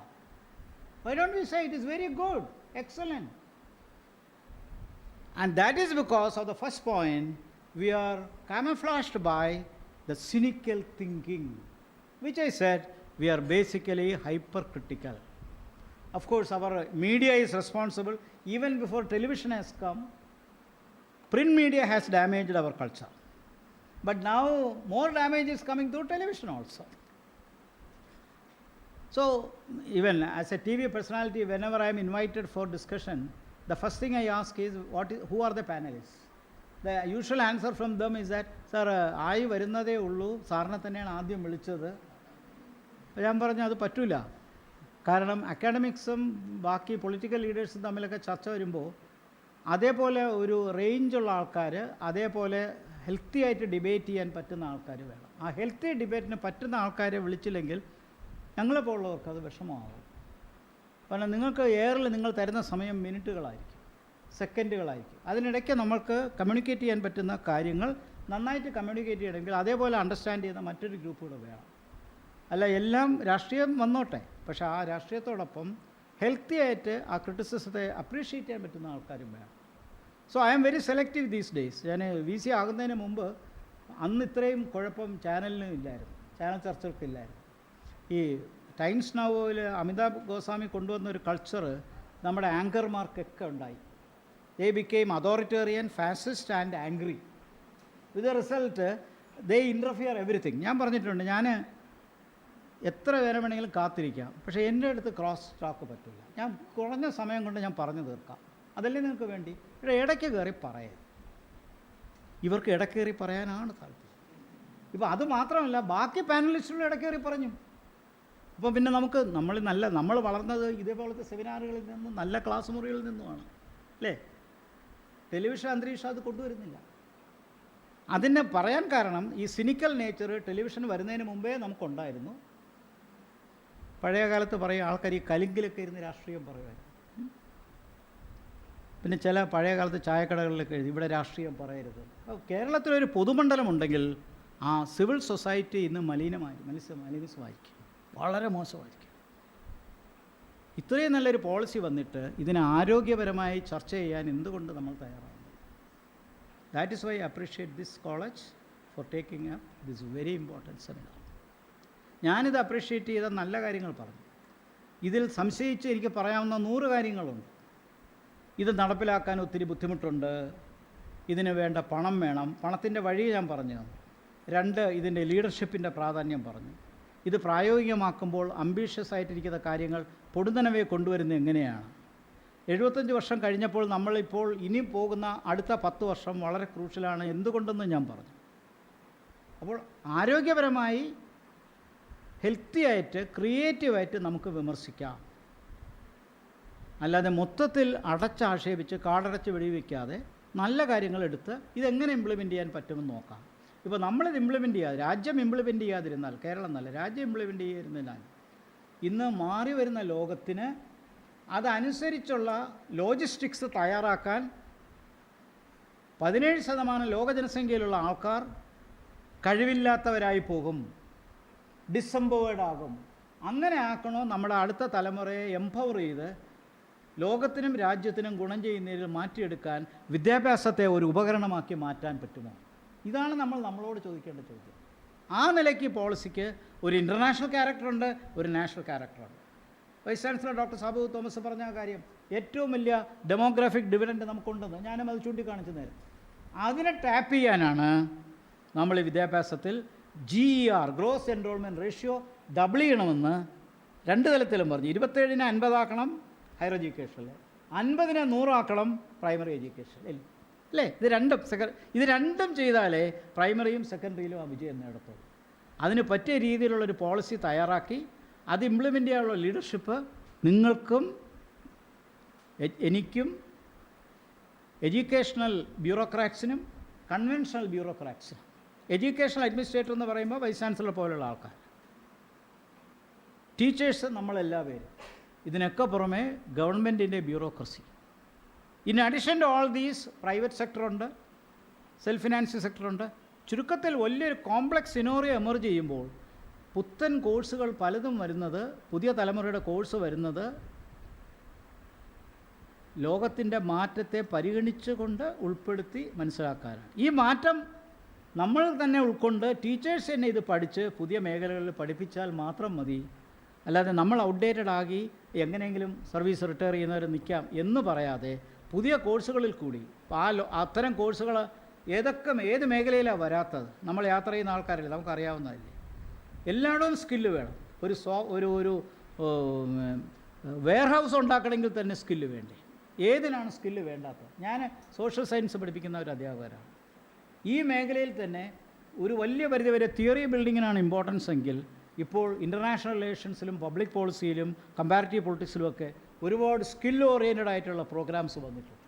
അത്തരം programmes വന്ന് അത് മനസ്സിലാക്കി പുതിയ തലമുറയിൽ ആൾക്കാരെ പഠിപ്പിച്ചു കൊടുക്കുമ്പോൾ അവരത് ഗുഡ് ഗവേണൻസ് ആയിട്ടും ഈ ഗവേണൻസ് ആയിട്ടും പ്രായോഗികതയിൽ കൊണ്ടുവരുന്നു. അപ്പോൾ എവിടെയാണ് സ്കില്ലില്ലാത്തത്? ആ സ്കില്ല് മനസ്സിലാക്കി ഇന്നത്തെ ടെക്നോളജിയും ഡിജിറ്റൽ ഡെവലപ്മെൻറ്റും ഉൾക്കൊള്ളിച്ചു കൊണ്ടുള്ള ഒരു ഹാർമണിയാണ് വിദ്യാഭ്യാസത്തിൽ വേണ്ടത്. ആ നിലയ്ക്ക് നമ്മൾ തയ്യാറാകണം, അടക്കി ആക്ഷേപിക്കാതെ. അതാണ് ഞാൻ പറഞ്ഞത്, ആക്ഷേപിക്കാൻ നമുക്ക് പറയാവുന്ന ഒരു കാര്യം, ഇതിനെ നമ്മൾ ക്രിട്ടിക്കലായിട്ട് പറഞ്ഞാൽ ഇത് ഒരു വെസ്റ്റേൺ സിനോറിയയിൽ മാത്രമേ വിജയിക്കുള്ളൂ എന്ന് വേണമെങ്കിൽ പറയാം. പക്ഷേ ഇതിനകത്ത് സാഫ്രണൈസേഷൻ ഇല്ല എന്ന് ഞാൻ വളരെ വ്യക്തമായിട്ട് പറഞ്ഞു കഴിഞ്ഞു. ഇന്ത്യൻ കൾച്ചറിനെയും സിവിലൈസേഷനെയും ലാംഗ്വേജസിനെയും പ്രൊമോട്ട് ചെയ്യണമെന്ന് പറഞ്ഞാൽ അത് സാഫ്രണൈസേഷൻ അല്ല. ഞാനീ പറഞ്ഞ പോളിസികളിലൊന്നും അത് വന്നിട്ടുമില്ല. പഠിക്കുന്ന ഭാഷയിലെ ഏത് ലാംഗ്വേജ് നിങ്ങൾ പഠിക്കാൻ ചൂസ് ചെയ്യണം എന്നുള്ളത് ആ സംസ്ഥാനത്തിൻ്റെ അവകാശമാണ്, അതായത് യൂണിവേഴ്സിറ്റികളുടെ അവകാശമാണ്. കേന്ദ്ര ഗവൺമെൻറ് അത് അടിച്ചേൽപ്പിക്കാൻ പറ്റില്ല, ചെയ്യുകയുമില്ല. അപ്പോൾ വി ആർ നാഷണൽ പോളിസിയാണ്, അതേസമയം it's A federal policy. Federal എന്ന് പറയുമ്പോൾ പ്രദേശത്തിനനുസരിച്ചുള്ള റീസണബിൾ ചേഞ്ചസ് കൊണ്ടുവരാം. നേരത്തെ ആരോ ചോദിച്ചത്, നമുക്ക് മാറ്റങ്ങൾ കൊണ്ടുവരാം, പക്ഷെ നോട്ട് കോൺട്രഡിക്ടറി, ഫണ്ടമെൻ്റലി കോൺട്രഡിക്ടറി ആകരുത്, മൗലികമായി വൈരുദ്ധ്യം ഉണ്ടാകരുത്. അതല്ലെങ്കിൽ റീസണബിൾ ഫ്ലെക്സ് ചേഞ്ചസ് ഒരു പ്രോബ്ലമില്ല, അതിനൊന്നും പ്രോബ്ലമില്ല. നമ്മുടെ ഉദ്ദേശം ഇത്രയേ ഉള്ളൂ, 21-ാം നൂറ്റാണ്ടിൽ നമ്മൾ തയ്യാറെടുപ്പിക്കാൻ ശ്രമിക്കുന്ന വിദ്യാർത്ഥികൾക്ക് ശാക്തീകരണം വേണം. അവർ ഏത് ലോകത്ത് പോയാലും, ഇന്ത്യയിൽ അല്ലെങ്കിൽ ലോകത്ത് ഏത് രാജ്യത്ത് പോയാലും ജീവിക്കാനുള്ള കഴിവ്, സാമർഥ്യം, ആത്മവിശ്വാസം ഉണ്ടാക്കിക്കൊടുക്കും. അതിനാണ് നമ്മൾ തയ്യാറെടുക്കേണ്ടത്. അതിനുവേണ്ടി ടീച്ചേഴ്സിന് ചെയ്യാവുന്ന ഒരു കാര്യം, പല കാര്യങ്ങളിലൊന്ന് ഫീൽഡിലേക്ക് അവരെ കൊണ്ടുവരിക. തിയറി ബിൽഡിങ്ങിൽ മാത്രം നിൽക്കാതെ പ്രാക്ടിക്കൽ കാര്യങ്ങൾ ചെയ്യുക. അങ്ങനെ പ്രാക്ടിക്കൽ കാര്യങ്ങൾ ചെയ്യുമ്പോൾ അവിടെ സ്റ്റാറ്റിസ്റ്റിക്സ് വരും, ഡിജിറ്റൽ വരും, പ്രായോഗികമായിട്ട് അത് ഇംപ്ലിമെൻറ്റ് ചെയ്യുമ്പോൾ ഉണ്ടാകുന്ന വിഷമങ്ങൾ വരും. പക്ഷേ we have to also to go to the field and work. And അങ്ങനെ ചെയ്യുമ്പോൾ ടീച്ചേഴ്സിന് തന്നെ പുതിയ സിലബസ് ഡ്രാഫ്റ്റ് ചെയ്യുക. ആ സിലബസിൻ്റെ ഇക്കാര്യത്തിൽ ഇനി വരാൻ പോകുന്ന കാലത്ത് യൂണിവേഴ്സിറ്റി ഒന്നും നമ്മുടെ മുമ്പിൽ വന്ന് തടുക്കാൻ വരില്ല. ബോർഡ് ഓഫ് സ്റ്റഡീസ് എന്ന് പറഞ്ഞാൽ ഡിപ്പാർട്ട്മെൻറ്റിലെ ഫാക്കൽറ്റി ആവും. Department faculty will become board of studies. അപ്പോൾ ആരാ ഉത്തരവാദി? യൂണിവേഴ്സിറ്റിയാണോ നിങ്ങളാണോ? നിങ്ങൾ തന്നെയാണ്, നമ്മൾ തന്നെയാണ്. യൂണിവേഴ്സിറ്റിയെ കുറ്റം പറയാൻ പറ്റില്ല. എല്ലാ വർഷവും സിലബസ് മാറ്റണോ? മാറ്റിക്കോ. ഈ കോഴ്സ് കൊണ്ട് ആൾക്കാർക്ക് ജോലി കിട്ടാൻ അവസരം വരുന്ന രീതിയിൽ പുതിയ കമ്പോണൻസ് വരുത്തണോ? വരുത്താം. ബോർഡ് ഓഫ് സ്റ്റഡീസിനകത്ത് നമുക്ക് ഇൻഡസ്ട്രിയിലെ നോമിനേഷൻ ആൾക്കാരെ കൊണ്ടുവരണോ? കൊണ്ടുവരാം. ഇതിനൊന്നും ഇനി സർക്കാരോ സർവകലാശാലകളോ എതിരാവില്ല. അതിനുള്ള തയ്യാറെടുപ്പും ഇൻപുട്സും ഈ പോളിസിയിൽ കൊടുത്തിട്ടുണ്ട്. അപ്പോൾ അത് നടപ്പിലാക്കേണ്ട ചുമതല നമ്മുടേതാണ്. അംബേദ്കർ ഭരണഘടന അവതരിപ്പിച്ചിട്ട് അവസാന ദിവസം 26 നവംബർ 1949 നടത്തിയൊരു പ്രസംഗമുണ്ട്. പറഞ്ഞ് അവസാനിപ്പിച്ചതാണ്, ഈ ഭരണഘടന പരാജയപ്പെട്ടാൽ അതിൻ്റെ കുഴപ്പം ഭരണഘടനയ്ക്കല്ല, അത് നടപ്പിലാക്കിയവരുടേതാണ്. അവസാനം പറഞ്ഞ വാക്കുകളാണ്. ഈ സാഹചര്യങ്ങൾ മാറ്റിയെടുത്ത് കൊണ്ടുവരാൻ ഉത്തരവാദിത്തപ്പെട്ടവർ ആ ലീഡർഷിപ്പ് പ്രോപ്പറായിട്ട് ചെയ്തില്ലെങ്കിൽ കുറ്റം ഭരണഘടനയേതല്ല. പറഞ്ഞത് വളരെ ശരിയാണ്. ഇന്ന് ലോകത്തിലെ ഏറ്റവും നല്ല ഭരണഘടനകളൊന്നും ഇന്ത്യയിലാണ്. അത് പഠിപ്പിച്ച ഒരു അധ്യാപനം എന്നുള്ള നിലയിൽ പറയാൻ കഴിയും. ഇതേ കാര്യം തന്നെ പോളിസിയെക്കുറിച്ച് പറയാവുന്നത്. പോളിസിയിൽ അവിടെ ഇവിടെയായിട്ട് ചില പ്രായോഗിക വിഷമങ്ങളുണ്ടാകാം, വെല്ലുവിളികളും ഉണ്ടാകാം. പക്ഷേ നിങ്ങൾക്കും എനിക്കും ഇതിന് നേതൃത്വത്തിൽ നിൽക്കുന്ന എല്ലാവർക്കും, അഡ്മിനിസ്ട്രേറ്റേഴ്സിനും ബ്യൂറോക്രാറ്റ്സിനും എഡ്യൂക്കേഷണൽ ബ്യൂറോക്രാറ്റ്സിനും സയൻറ്റിസ്റ്റുകൾക്കും എല്ലാം ഇത് വിജയിപ്പിക്കേണ്ട ഉത്തരവാദിത്വമുണ്ട്. അതൊരു കൂട്ടായ്മയിലാണ്, കളക്റ്റീവ് ലീഡർഷിപ്പ്. ആ ലീഡർഷിപ്പിൽ ഈ പോളിസി ഇംപ്ലിമെൻറ്റ് ചെയ്ത് സക്സസ്ഫുൾ ആക്കിയാൽ യാതൊരു തർക്കവുമില്ല, ഇത് നല്ലൊരു വിജയമാകും. 21-ാം നൂറ്റാണ്ടിൽ നമ്മുടെ ഡെമോഗ്രാഫിക് ഡിവിഡൻറ്റിൽ നമ്മുടെ ആൾക്കാർ രാജ്യത്തിന് പുറത്തും അകത്തും ജോലി ചെയ്യാൻ പ്രാപ്തരാകും. അവർ രാജ്യത്തിൻ്റെ സമ്പദ്ഘടനയ്ക്ക് വലിയൊരു പങ്ക് വഹിക്കും. അതല്ലേ നേരത്തെ VCയും പറഞ്ഞൊരു പോയിൻ്റുള്ളൂ. 29 വയസ്സായിരിക്കും നമ്മുടെ ശരാശരി വയസ്സ് 2 വർഷം കൂടെ കഴിയുമ്പോൾ. ചൈനയുടേത് 46 ആകും, അമേരിക്കയുടെ 48 ആകും, യൂറോപ്പിൻ്റെത് 50-ന് മുകളിൽ പോകും, ജപ്പാൻ്റെ ആൾറെഡി 47 അപ്പോൾ അവിടെ 50-ലെത്തും. അപ്പോൾ വയസ്സന്മാരുടെ രാജ്യങ്ങൾ ചുറ്റുമുള്ളപ്പോൾ കേരളം ഒഴികെ ബാക്കി ഇന്ത്യയിൽ എല്ലായിടവും ചെറുപ്പക്കാരുടെ രാജ്യമാണ്. കേരളം വയസ്സാകുന്നതിൻ്റെ കാര്യം നേരത്തെ ഇവിടെ ആരോളം എൻ്റെ അടുത്തൊന്ന് പറഞ്ഞു.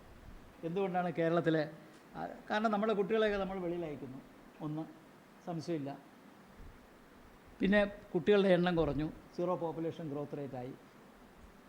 പിന്നെ ബാക്കിയുള്ളവരും ജോലി അന്വേഷിച്ച് മറ്റു രാജ്യങ്ങളിൽ പോയി. അങ്ങനെ വന്നപ്പോൾ സീനിയേഴ്സിൻ്റെ ഒരു സൊസൈറ്റിയായി കേരളം മാറി. പിന്നെ അവശേഷിക്കുന്ന ആൾക്കാർ ക്വാളിറ്റി കുറഞ്ഞവരോ ആയിരിക്കും.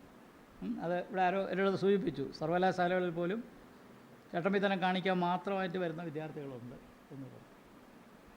അപ്പോൾ റെസിഡ്യൂ അങ്ങനെ വരുന്നത് അതിൻ്റെ പ്രധാന കാരണം ഇവിടെ സ്കോപ്പ് ഇല്ലാത്തതുകൊണ്ടാണ്. കേരളത്തിൽ നിന്നാ സ്കോപ്പ് ഇല്ലാതെ. പക്ഷേ കേരളത്തിലും സ്കോപ്പ് ഉണ്ടെന്ന് കാണിച്ചാൽ ഇവിടെയും നന്നാകും. അപ്പോൾ ചുരുക്കത്തിൽ വലിയൊരു വെല്ലുവിളിയാണ്. നമുക്ക് ഇനിയും 10 മിനിറ്റ് ഉണ്ട്.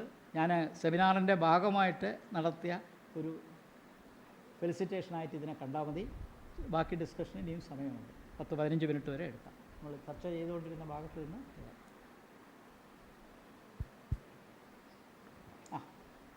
അത് അവിടെ കഴിഞ്ഞിട്ട്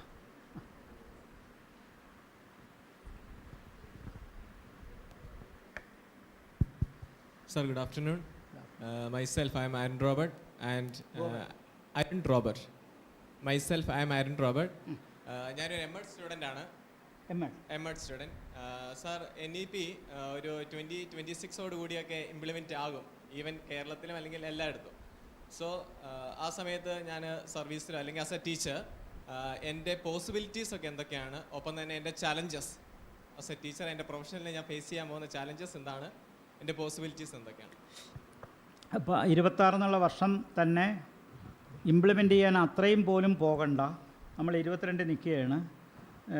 24 ആകുമ്പോൾ മിക്കവാറും രാജ്യത്ത് എല്ലായിടും ഇത് ഇംപ്ലിമെൻറ്റഡ് ആകും.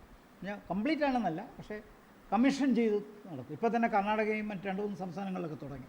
2024 ആകുമ്പോൾ തന്നെ എല്ലായിടവും ഇംപ്ലിമെൻറ്റഡ് ആവും. അപ്പോൾ അതിൻ്റെ ഫുൾ ഡീറ്റെയിൽ വർക്കൗട്ട് ചെയ്യാൻ വർഷം കാണാം. അടുത്ത 10 വർഷം 35 വരെ എന്ന് പറഞ്ഞതിൻ്റെ കാരണം അതാണ്. അതിൻ്റെ പോസിബിലിറ്റി എന്ന് പറയുന്നത് NEP ആർക്കിടെക്ട്സ് പറയുന്ന പോലെ 3 മില്യൺ ടീച്ചിങ് ഓപ്പർച്യൂണിറ്റീസ് വരും. അതാണ് ഏറ്റവും വലിയ 3 മില്യൺ ടീച്ചിങ്, 30 ലക്ഷം ടീച്ചിങ് ഓപ്പർച്യൂണിറ്റീസ് രാജ്യമൊട്ടുക്ക്. ഞാൻ പറഞ്ഞ വാക്ക് രാജ്യമൊട്ടുക്ക്, കേരളമൊട്ടുക്കെന്നല്ല.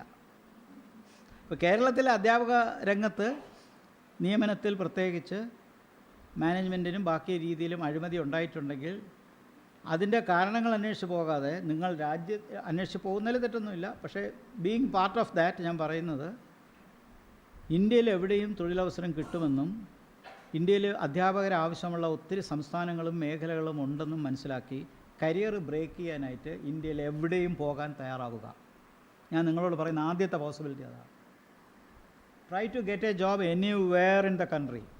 Don't wait for a job in the nearest school and college. എനിക്ക് നന്നായിരുന്നേ എന്ന് പറഞ്ഞിരുന്നാൽ കൈക്കൂലി കൊടുത്ത് എന്നെ കയറേണ്ടി വരും. അതുകൊണ്ട് get A very good job. നിങ്ങൾ ആ ജോബിൽ പോകുമ്പോൾ നിങ്ങൾക്കുണ്ടാകുന്ന സെൽഫ് കോൺഫിഡൻസ്, നിങ്ങൾക്കുണ്ടാകുന്ന ധൈര്യം, പിന്നീട് നിങ്ങളുടെ കരിയറിന് ഒരുപാട് മാറ്റങ്ങളുണ്ടാവും.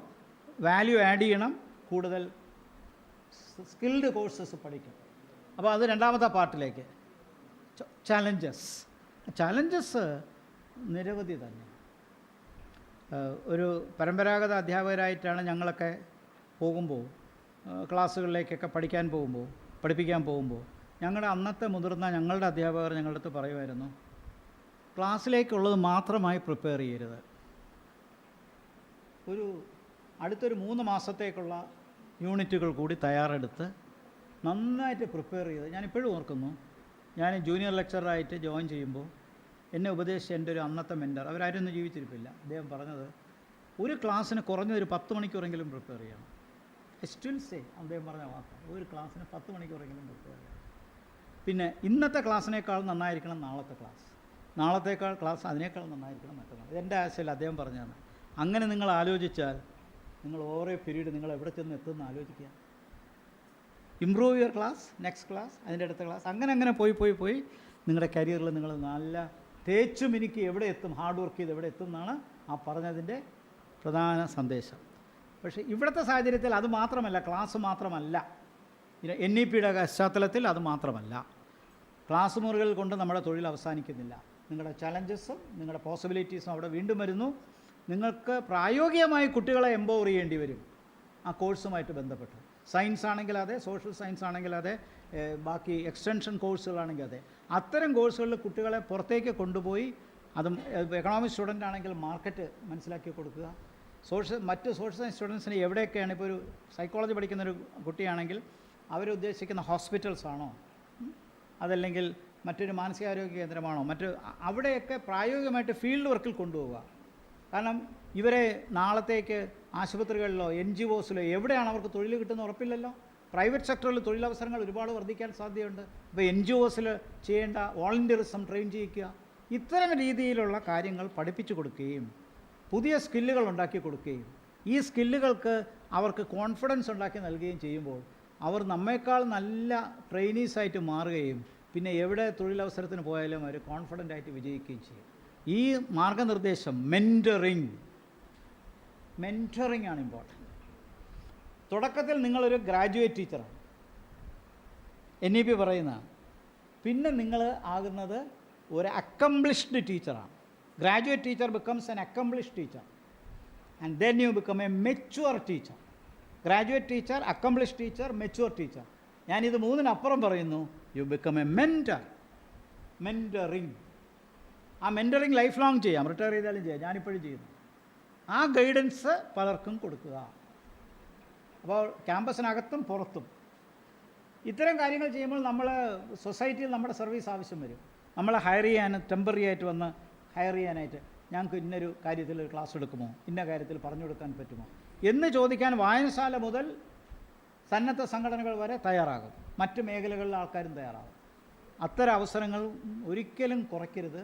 ടീച്ചേഴ്സിനെ ഡൈനമിക്കായിട്ട് പെർഫോം ചെയ്യാൻ കോളേജിനകത്തും സ്കൂളിനകത്തും പുറത്തും വലിയൊരു മേഖലയുണ്ട്, പൊതുമണ്ഡലത്തിലുമുണ്ട്. അതിനും കൂടെ തയ്യാറെടുക്കുക. സ്കില്ല് മാറിക്കൊണ്ടേയിരിക്കും, അത് സത്യമാണ്. അത് നമ്മൾ പുറത്തൊന്നും പോകാത്തതുകൊണ്ട് നമുക്ക് ഇപ്പോൾ നമുക്കറിയാവുന്ന ബെസ്റ്റ് ടെക്നോളജി സെൽഫോണാണ് അല്ലേ. അതിനകത്തുള്ള കാര്യങ്ങളൊക്കെ പുതിയ തലമുറ നന്നായിട്ട് പഠിച്ചു വച്ചിട്ടുണ്ട്. ഞങ്ങളൊക്കെ പഴയ തലമുറയിൽപ്പെട്ട ആൾക്കാരാണ്. എന്നാൽ പോലും അത് പഠിക്കാൻ മനസ്സിലാക്കി വരുന്നു. ഞാൻ ആദ്യമായിട്ട് വെസ്റ്റേൺ കൺട്രീസിൽ പോയപ്പോൾ 90-ലാണ് ആദ്യമായിട്ട് പാരീസിൽ പോയി. അവിടുത്തെ രണ്ട് പ്രശ്നം, ഒന്ന് ടെക്നോളജി, മറ്റത് ഭാഷ. ഫ്രഞ്ച് ഭാഷ വളരെ കട്ടിയുള്ളതാണ്. ഞാൻ പഠിച്ചിട്ടൊക്കെയാണ് പോയി, ഒരു സർട്ടിഫിക്കറ്റ് ഡിഗ്രി ഡിപ്ലോമയൊക്കെ എടുത്താണ് പോയതെങ്കിൽ പോലും അതുകൊണ്ട് നമുക്ക് ഈ സംവാദം, ചർച്ചയ്ക്കൊന്നും മൂവ്മെൻറ്റിനൊന്നും വലിയ ഹെൽപ്പ് ചെയ്യില്ല. അവർ പഠിപ്പിച്ച ഭാഷ മുഴുവൻ ഗ്രാമറിൻ്റെയും കാര്യങ്ങളാണ്. അപ്പോൾ ആ ഒരു ചലഞ്ച്. മറ്റൊരു ചലഞ്ച് എന്താ പറയുക, ടെക്നോളജി തന്നെയാണ്. സിമ്പിളായിട്ട് പറഞ്ഞാൽ ഒരു പൈപ്പ് തുറക്കാൻ പോലും, ഒരു പൈപ്പിൻ്റെ ടാപ്പ് തുറക്കാൻ പോലും എനിക്കറിഞ്ഞുകൂടായിരുന്നു അവിടുത്തെ രീതിയിൽ ടെക്നോളജിയിൽ ആണ് ഞാൻ പറഞ്ഞത്. അപ്പോൾ അതൊക്കെ ഔട്ട്ഡേറ്റഡ്. ഞാൻ 90-ലെ കാര്യം എത്ര കൊല്ലം കഴിഞ്ഞിട്ടാണ് പറയുന്നത്, 32 കൊല്ലം കഴിഞ്ഞാൽ പറയുന്നത്. അപ്പോൾ ഈ ടെക്നോളജി വീട്ടുമുറ്റത്തും വീട്ടിനകത്തും ജീവിതത്തിൽ എല്ലാ മേഖലകളിലും ഉണ്ട്. ഇത് മാറിക്കൊണ്ടേയിരിക്കുകയാണ്. ഇതെങ്ങനെ തുറക്കാൻ ഞാൻ ഇങ്ങനെ അന്തം വീണു, പുറകോട്ടാക്കണോ തരിയണോ ഒന്നും മനസ്സിലാവണില്ല, ചോദിക്കാനും വയ്യ, ഭാഷയും വിഷമം. ഇത് തന്നെയാണ് സ്കില്ലിലുണ്ടാവുന്ന challenge. Teacher must be responsible for that. ആ സ്കില്ലിങ് നിങ്ങളുടെ കോഴ്സിൻ്റെയിലാണെങ്കിലും അതുമായിട്ട് അനുബന്ധ ഓക്സിലറി ആയിട്ടുള്ള കാര്യങ്ങളാണെങ്കിലും അവിടെ വെയർ ഹൗസിൻ്റെ കാര്യം ഞാൻ പറഞ്ഞ ഉദാഹരണമായിട്ട് ഏതായാലും ഒരു തെറാപ്പിസ്റ്റ് ആയാലും ആശുപത്രിയായിട്ട് ബന്ധപ്പെട്ട കാര്യമാണെങ്കിലും സൈക്കോളജിക്കൽ പ്രോഗ്രാം, കൗൺസിലിംഗ് കൊടുക്കുന്ന കാര്യം, എല്ലാത്തിലും നമ്മൾ അപ് ടു ഡേറ്റ് ആയിക്കൊണ്ടിരിക്കും. അപ്പോൾ നമ്മുടെ homework becomes a part of our regular work. Class മാത്രമല്ല, ഇതനുസരിച്ചുള്ള ചലഞ്ച് നിങ്ങൾ എടുക്കാൻ തയ്യാറായാൽ, ഇത് എടുത്തുകൊണ്ടേയിരുന്നാൽ NEP പറഞ്ഞിരിക്കുന്ന പല നല്ല കാര്യങ്ങളും അതിനകത്ത് വരും. ഇതിൻ്റെ കരിക്കുലം നിശ്ചയിക്കുന്നതിന് ഡൽഹിയിൽ നിന്ന് ആരും വന്ന് പറഞ്ഞു തരില്ല. അതിൻ്റെ ബ്രോഡ് ഡയറക്ഷൻസും ഓർഡേഴ്സും മാത്രമേ പറയുള്ളൂ. ത്രസ്റ്റ് ഏരിയാസ് പറയും. ഡീറ്റെയിൽസ് എല്ലാം വർക്കൗട്ട് ചെയ്യേണ്ടത് സംസ്ഥാന തലത്തിൽ തന്നെ, ഡിസ്ട്രിക്ട് തലത്തിലാണ്. ആ നിലയ്ക്ക് നമ്മൾ തയ്യാറായി. This is my advice to you. It's a wonderful question. കാരണം ഇതുമായിട്ട് ബന്ധപ്പെട്ട് എങ്ങനെ കാണുന്നു എന്നുള്ളതാണ്. ഇപ്പോൾ അടുത്ത തലമുറയിലെ ടീച്ചറിന് വലിയ ഉത്തരവാദിത്വം തന്നെയാണ്. അങ്ങനെ നിങ്ങൾ ഭാവിയിൽ 2026 നല്ലൊരു അക്കംപ്ലിഷ് ടീച്ചർ, ഒരു മെച്യൂർ ഒരു ഗ്രാജുവേറ്റ് ടീച്ചറാവും. പിൽക്കാലത്ത് നിങ്ങളൊരു അക്കംപ്ലിഷ് ടീച്ചറാവും. Finally you become a mature teacher. But I would suggest finally you have to become a mentor. Mentoring ചെലുത്തുക. NEP പറഞ്ഞ 3-ന് പുറമേ 4-മതെന്ന് പറയുന്നത് മെൻറ്റർ ആവുക. അതിനെ മലയാളത്തിൽ എന്താ പറയാൻ, ഒരു കോച്ചാണെന്ന് പറയാൻ പറ്റില്ല, ഒരു ആചാര്യനാണെന്ന് വേണമെങ്കിൽ പറയാം. ആചാര്യ സ്വഭാവത്തിലേക്ക് മാറുക. ആ നിലയ്ക്കുള്ള, അപ്പോൾ അതിനുള്ള സാധ്യതയുണ്ട്. പിന്നെ ഈ ലോകത്ത് വരുന്ന മാറ്റങ്ങൾ, ആ മാറ്റങ്ങൾ കണ്ട് ഈ കമ്പ്യൂട്ടറൊക്കെ നമ്മൾ പ്രതീക്ഷിച്ചിരുന്നതല്ലല്ലോ ഇത്രയും മാറ്റങ്ങൾ. അതേപോലെ ഞാൻ ഒരു 20 വർഷങ്ങൾക്ക് മുമ്പ് എൻ്റെ ഒരു ഫ്രണ്ട് US-ലുള്ള ഒരാൾ പറഞ്ഞത്, നോക്കിക്കോളൂ അടുത്ത ഒരു 10 കൊല്ലം കൊണ്ട് ഇവന്മാർ ഈ കമ്പ്യൂട്ടറൊക്കെ എടുത്ത് ദൂരെ കളഞ്ഞ്, ഇതൊക്കെ അന്ന് ലാപ്ടോപ്പ് പോലും പോപ്പുലർ ആയില്ല ഞാൻ പറയുന്ന സമയത്ത്, ഇത് ദൂരെ കളഞ്ഞ് വേറെ ടെക്നോളജി കൊണ്ടുവരും. ഞാനിത് എന്തായി പറഞ്ഞു, ഈ കമ്പ്യൂട്ടർ എവിടെ പോകാനാണ്? ഡെസ്ക്ടോപ്പാണ് നമ്മുടെ കയ്യിലുള്ള ഏറ്റവും വലിയ സാർ. അതിനു മുമ്പ് കണ്ടത് 3 നിലയുള്ള ജനറേറ്റർ, പഴയ കാലത്തെ കമ്പ്യൂട്ടറാണ്. ഇന്നിപ്പോൾ എത്ര തലമുറ മാറി, സെൽഫോണിൽ തന്നെ നമ്മുടെ കമ്പ്യൂട്ടറില്ലെന്ന് അല്ലേ? അന്ന് ദൂരക്കളയെന്ന് പറഞ്ഞ് എത്ര ശരി, അയാളത് എങ്ങനെ പറഞ്ഞു എന്ന് ആലോചിക്കുന്നത്. അവിടെ ഒരു സാധാരണ മലയാളി അമേരിക്കൻ പൗരനാണ് പറയുന്നത്. ഇതൊക്കെ ദൂരക്കള എല്ലാം കളഞ്ഞില്ലേ, പുതിയ പുതിയ ടെക്നോളജി വന്നില്ല. You can't anticipate expect all these thing. നമുക്കിതൊന്നും പ്രതീക്ഷിക്കാൻ പറ്റില്ല. എന്തൊക്കെ മാറ്റങ്ങൾ നമ്മൾ കണ്ടു. ആ മാറ്റങ്ങൾക്കനുസരിച്ച് ടീച്ചേഴ്സിൻ്റെ ഉത്തരവാദിത്വം മാറിക്കൊണ്ടേയിരിക്കുന്നു. ആ മാറുന്നതനുസരിച്ച് ഓടാൻ നമ്മൾ തയ്യാറായാൽ നമ്മുടെ കൂടെ നിൽക്കാൻ ഒത്തിരി പേര് കാണും. അതാണ് ഇത് NEP-യിലെ ക്രൂഷ്യൽ ടാസ്ക്. വിജയം നിൽക്കുന്നത് ടീച്ചറിലാണ്. സമയത്ത് പണം തരേണ്ടത് ബ്യൂറോക്രാറ്റാണ്. അതിന് നേതൃത്വം നൽകേണ്ടത് എഡ്യൂക്കേഷണൽ അഡ്മിനിസ്ട്രേറ്റേഴ്സാണ്. ബട്ട് അൾട്ടിമേറ്റ്ലി ഈ വാഹനം ഓടണമെങ്കിൽ ടീച്ചർ വേണം. Because he is the driver, he is A motivator, he is A engine. Okay, thank you.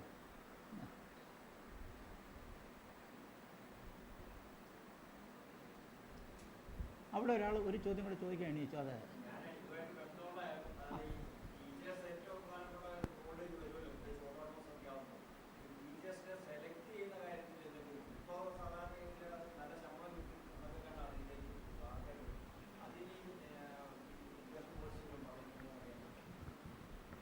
ഈ പോളിസിക്കകത്ത് ടീച്ചേഴ്സിൻ്റെ എഫിഷ്യൻസിയും ക്വാളിഫിക്കേഷൻസിലും എല്ലാം ഇമ്പ്രൂവ്മെൻറ്റ് വേണമെന്ന് വിശാലമായിട്ട് പറയുന്നതല്ലാതെ റിസർച്ചിന് എംഫസിസ് കൊടുക്കണമെന്നും ഇന്നൊവേഷൻ നൂതന സാങ്കേതികവിദ്യ വളർത്തുന്നതിലുള്ള സംഭാവനകൾ കൂടി പരിഗണിക്കണം. റിസർച്ച് ആൻഡ് ഇന്നൊവേഷൻ അത് പറയുന്നുണ്ട്. പക്ഷേ അത് ഇത്ര പേപ്പർ വേണം അങ്ങനെയൊക്കെ പറയാനാണ് മറ്റ് ബോഡീസുണ്ട്. ആ ബോഡീസ് പറഞ്ഞോളൂ. അവർ പറയുന്നത് not only your capacity to give a oral explanation, teaching ability മാത്രമല്ല, റിസർച്ച് എബിലിറ്റി വേണം, ഇന്നൊവേഷൻ കേപ്പബിലിറ്റി വേണം. ഇതേ പറയുന്നുള്ളൂ. Innovation, teaching and research, extension, ഈ 4 ഫാക്ടേഴ്സാണ്. പഴയ രീതിയിൽ തുടങ്ങിയാൽ ടീച്ചിങ്, റിസർച്ച്, എക്സ്റ്റൻഷൻ, ഇന്നൊവേഷൻ, ഈ 4 രംഗത്തുള്ള പ്രാവീണ്യം അതാണ് ഉദ്ദേശിച്ചത്. അതേ പറയുന്നുള്ളൂ. അത് വേണമല്ലോ, അത്രയും വേണമല്ലോ. മുമ്പായിരുന്നെങ്കിൽ ടീച്ചിങ് മാത്രമായിരുന്നു. പിന്നെ പറയുന്നത് റിസർച്ചാണ്. ഈ എന്തുകൊണ്ട് ടീച്ചിങ്? പഴയ കാലത്ത് ഞങ്ങളൊക്കെ കോളേജിൽ ജോലി ചെയ്യാൻ തുടങ്ങിയ സമയത്ത് 46 വർഷം മുമ്പ്, അന്ന് റിസർച്ചിന് ഗവൺമെൻറ്റിന് ഒരു താല്പര്യമില്ല. കേരള ഗവൺമെൻറ് കാര്യമാണ് പറയുന്നത്. ഗവൺമെൻറ് കോളേജ് അധ്യാപകനായിട്ട് ചിറ്റൂർ വരുമ്പോഴുള്ള കാര്യമാണ് പറയുന്നത്. അപ്പോൾ റിസർച്ച് പാർട്ട് ടൈം ആക്കി മാറ്റണം. അപ്പോൾ അതിൻ്റെ പെർമിഷൻ ഗവൺമെൻറ്റിൽ നിന്ന് വേണം. ആപ്ലിക്കേഷൻ കൊടുത്തപ്പോഴത്തേക്കും ഒരു ഓഫീസർ, ഡയറക്ടറാണെന്ന്, അവർ ബ്യൂറോക്രാറ്റായിരുന്നു, ലേഡി, അവർ government is not interested in ensuring that everybody gets a research degree. നിങ്ങൾ റിസർച്ച് ചെയ്യണമെന്ന് ഞങ്ങൾക്ക് നിർബന്ധമൊന്നുമില്ല, യു ആർ ക്വാളിഫൈഡ്, അതുകൊണ്ട് തിരഞ്ഞെടുത്തു എന്ന് പറഞ്ഞാൽ റിസർച്ചിന് വേണ്ടി നാളെ ലീവൊന്നും ചോദിച്ച് വന്നേക്കരുത് എന്നാണ് പറഞ്ഞതിൻ്റെ ഉദ്ദേശം. മുൻകൂട്ടി പറയുന്നതാണ്. അപ്പോൾ അന്ന് റിസർച്ചിനെ എൻകറേജ് ചെയ്യാത്തൊരു കൾച്ചറായിരുന്നു. അപ്പോൾ ടീച്ചിങ്, റിസർച്ച്. അപ്പോൾ റിസർച്ച് ഇല്ലാതെ എന്ത് ടീച്ചിങ് പറഞ്ഞാട്ടെ? പുതിയ കാര്യങ്ങൾ മനസ്സിലാക്കണമെങ്കിൽ റിസർച്ച് വേണ്ടേ? ടീച്ചിങ് ആൻഡ് റിസർച്ച് എന്ന് പറഞ്ഞാൽ 2 sides ഓഫ് ദ സെയിം കോയിനാണ്. Third, extension, field work. ഞാൻ നേരത്തെയുള്ള ചോദ്യത്തിന് പറഞ്ഞ ഫീൽഡ് വർക്ക്, ഒരുപാട് എക്സ്റ്റൻഷൻ സർവീസ് ചെയ്യാം. 4-മത്തത് ഇന്നൊവേഷൻ ഇപ്പോൾ വന്ന കാര്യമാണ്. ഇന്നൊവേഷൻ എല്ലാ മേഖലയിലും ഇന്നൊവേറ്റ് ചെയ്യുക.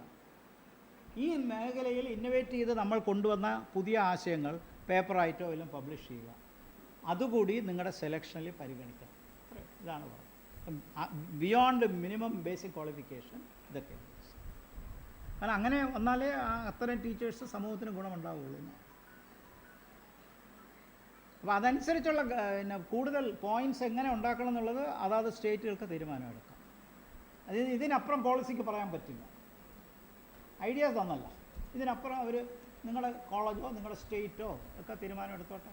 ഓട്ടോണമസ് കോളേജിലാണെങ്കിൽ അങ്ങനെ, യൂണിവേഴ്സിറ്റിയിലാണെങ്കിൽ അങ്ങനെ, റിസർച്ച് യൂണിവേഴ്സിറ്റിയിലാണെങ്കിൽ അങ്ങനെ, അതെല്ലാം വ്യത്യാസം വരും കേട്ടോ.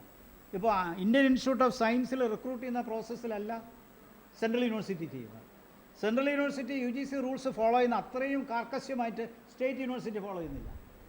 ഞാൻ ഉറപ്പായിട്ട് പറയാം, സ്റ്റേറ്റ് യൂണിവേഴ്സിറ്റി ഫോളോ ചെയ്യുന്ന അത്രയും കാർക്കശ്യ കോളേജുകൾ കാണിക്കുന്നില്ല. ഇതൊക്കെ എക്സ്പീരിയൻസ് കൊണ്ട് എനിക്ക് പറയാവുന്ന കാര്യമാണ്, ഉറപ്പിച്ച് പറയാവുന്ന കാര്യമാണ്. പക്ഷേ ഉയരം തോറും ഉത്തരവാദിത്തങ്ങൾ കൂടി വരും. അപ്പോൾ അതാണ് അതിൻ്റെ ഏറ്റവും നല്ല ലെവലിൽ നിന്നാണ് ഞാൻ ടോപ്പിൽ നിന്നാണ് ഞാൻ പറഞ്ഞത്. Teaching, research, extension and innovation. Okay.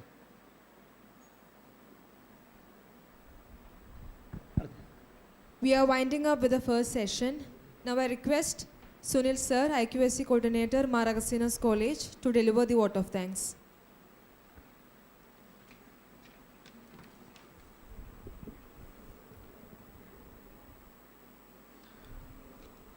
Honorable dignitaries on the dais, delegates from various colleges, head of the departments, and my dear colleagues. The inaugural session and the first session of the national seminar, which has delighted and inspired each one of us, is coming to an end. As we know, NEP 2020 aims at global competency, skill acquisition, and quality research output. Now, let me take up my official duty, that is proposing a vote of thanks. At the very outset, I'm extremely happy to extend our heartfelt thanks and gratitude to our chief guest, Dr. Sabu Thomas, Honorable Vice Chancellor, MG University. Sir, in spite of your busy schedule, you accepted our invitation, inaugurated the seminar, and addressed the gathering. Your profound scholarship, excellence, and words of wisdom have deeply touched us. We assure you that the college will leave no stone unturned in achieving quality and excellence in all our undertakings. I thank him on his absence. Now, I am delighted to offer our sincere thanks to our manager, Reverend Dr. George Varghese Nyarkunne. Our manager is behind all our activities, and his guidance and support are always available to us. A big thank you, dear Father. I now extend our heartfelt thanks to our resource person and guest of honor, Dr. G. Gopakumar, former Vice Chancellor, Central University, Kerala. Sir, we have been keenly listening to your illuminating talk. Thank you, sir. Our principal, Dr. Joy Jacob, constantly motivates and guides us. This seminar is his brainchild. Thank you, dear Joy, sir. Now, our thanks are due for our Vice Principal, Reverend Father Joseph Allen Cheryl. Thank you, Father, for your motivation and encouragement and assistance. I sincerely thank the delegates from various colleges for your valuable participation. I also thank our administrative officer, Mr. Raji Joseph, administrative executive, Mr. Prakash Joseph, NAC coordinator, Mr. G.B. John Matthew, head of the departments, teaching and non-teaching staff, the members of various committees, volunteers, and the media. As an IQAC coordinator, let me add that team spirit, excellent coordination, and collective responsibility lead us to our goals. Thank you all.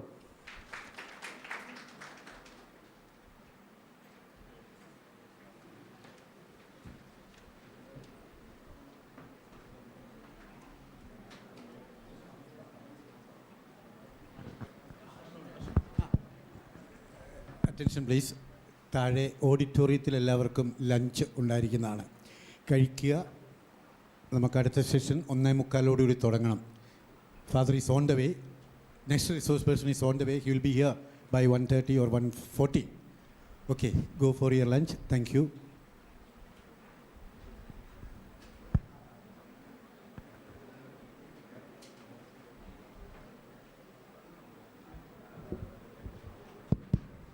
ഇതിന് നേരെ താഴെയുള്ള ഓഡിറ്റോറിയത്തിലാണ് ഊണ് റെഡിയാക്കിയിരിക്കുന്നത്. അവിടെ അധ്യാപകർ ദയവായിട്ട് അവിടെ നിന്ന് ഊണ് കഴിക്കുക. ശേഷം 1:45 ഇവിടെ എത്തുക. റോയി അച്ഛൻ 2 മണിയോടുകൂടിയേ എത്തുകയുള്ളൂ എന്ന് അറിയിച്ചിട്ടുണ്ട്. Thank you.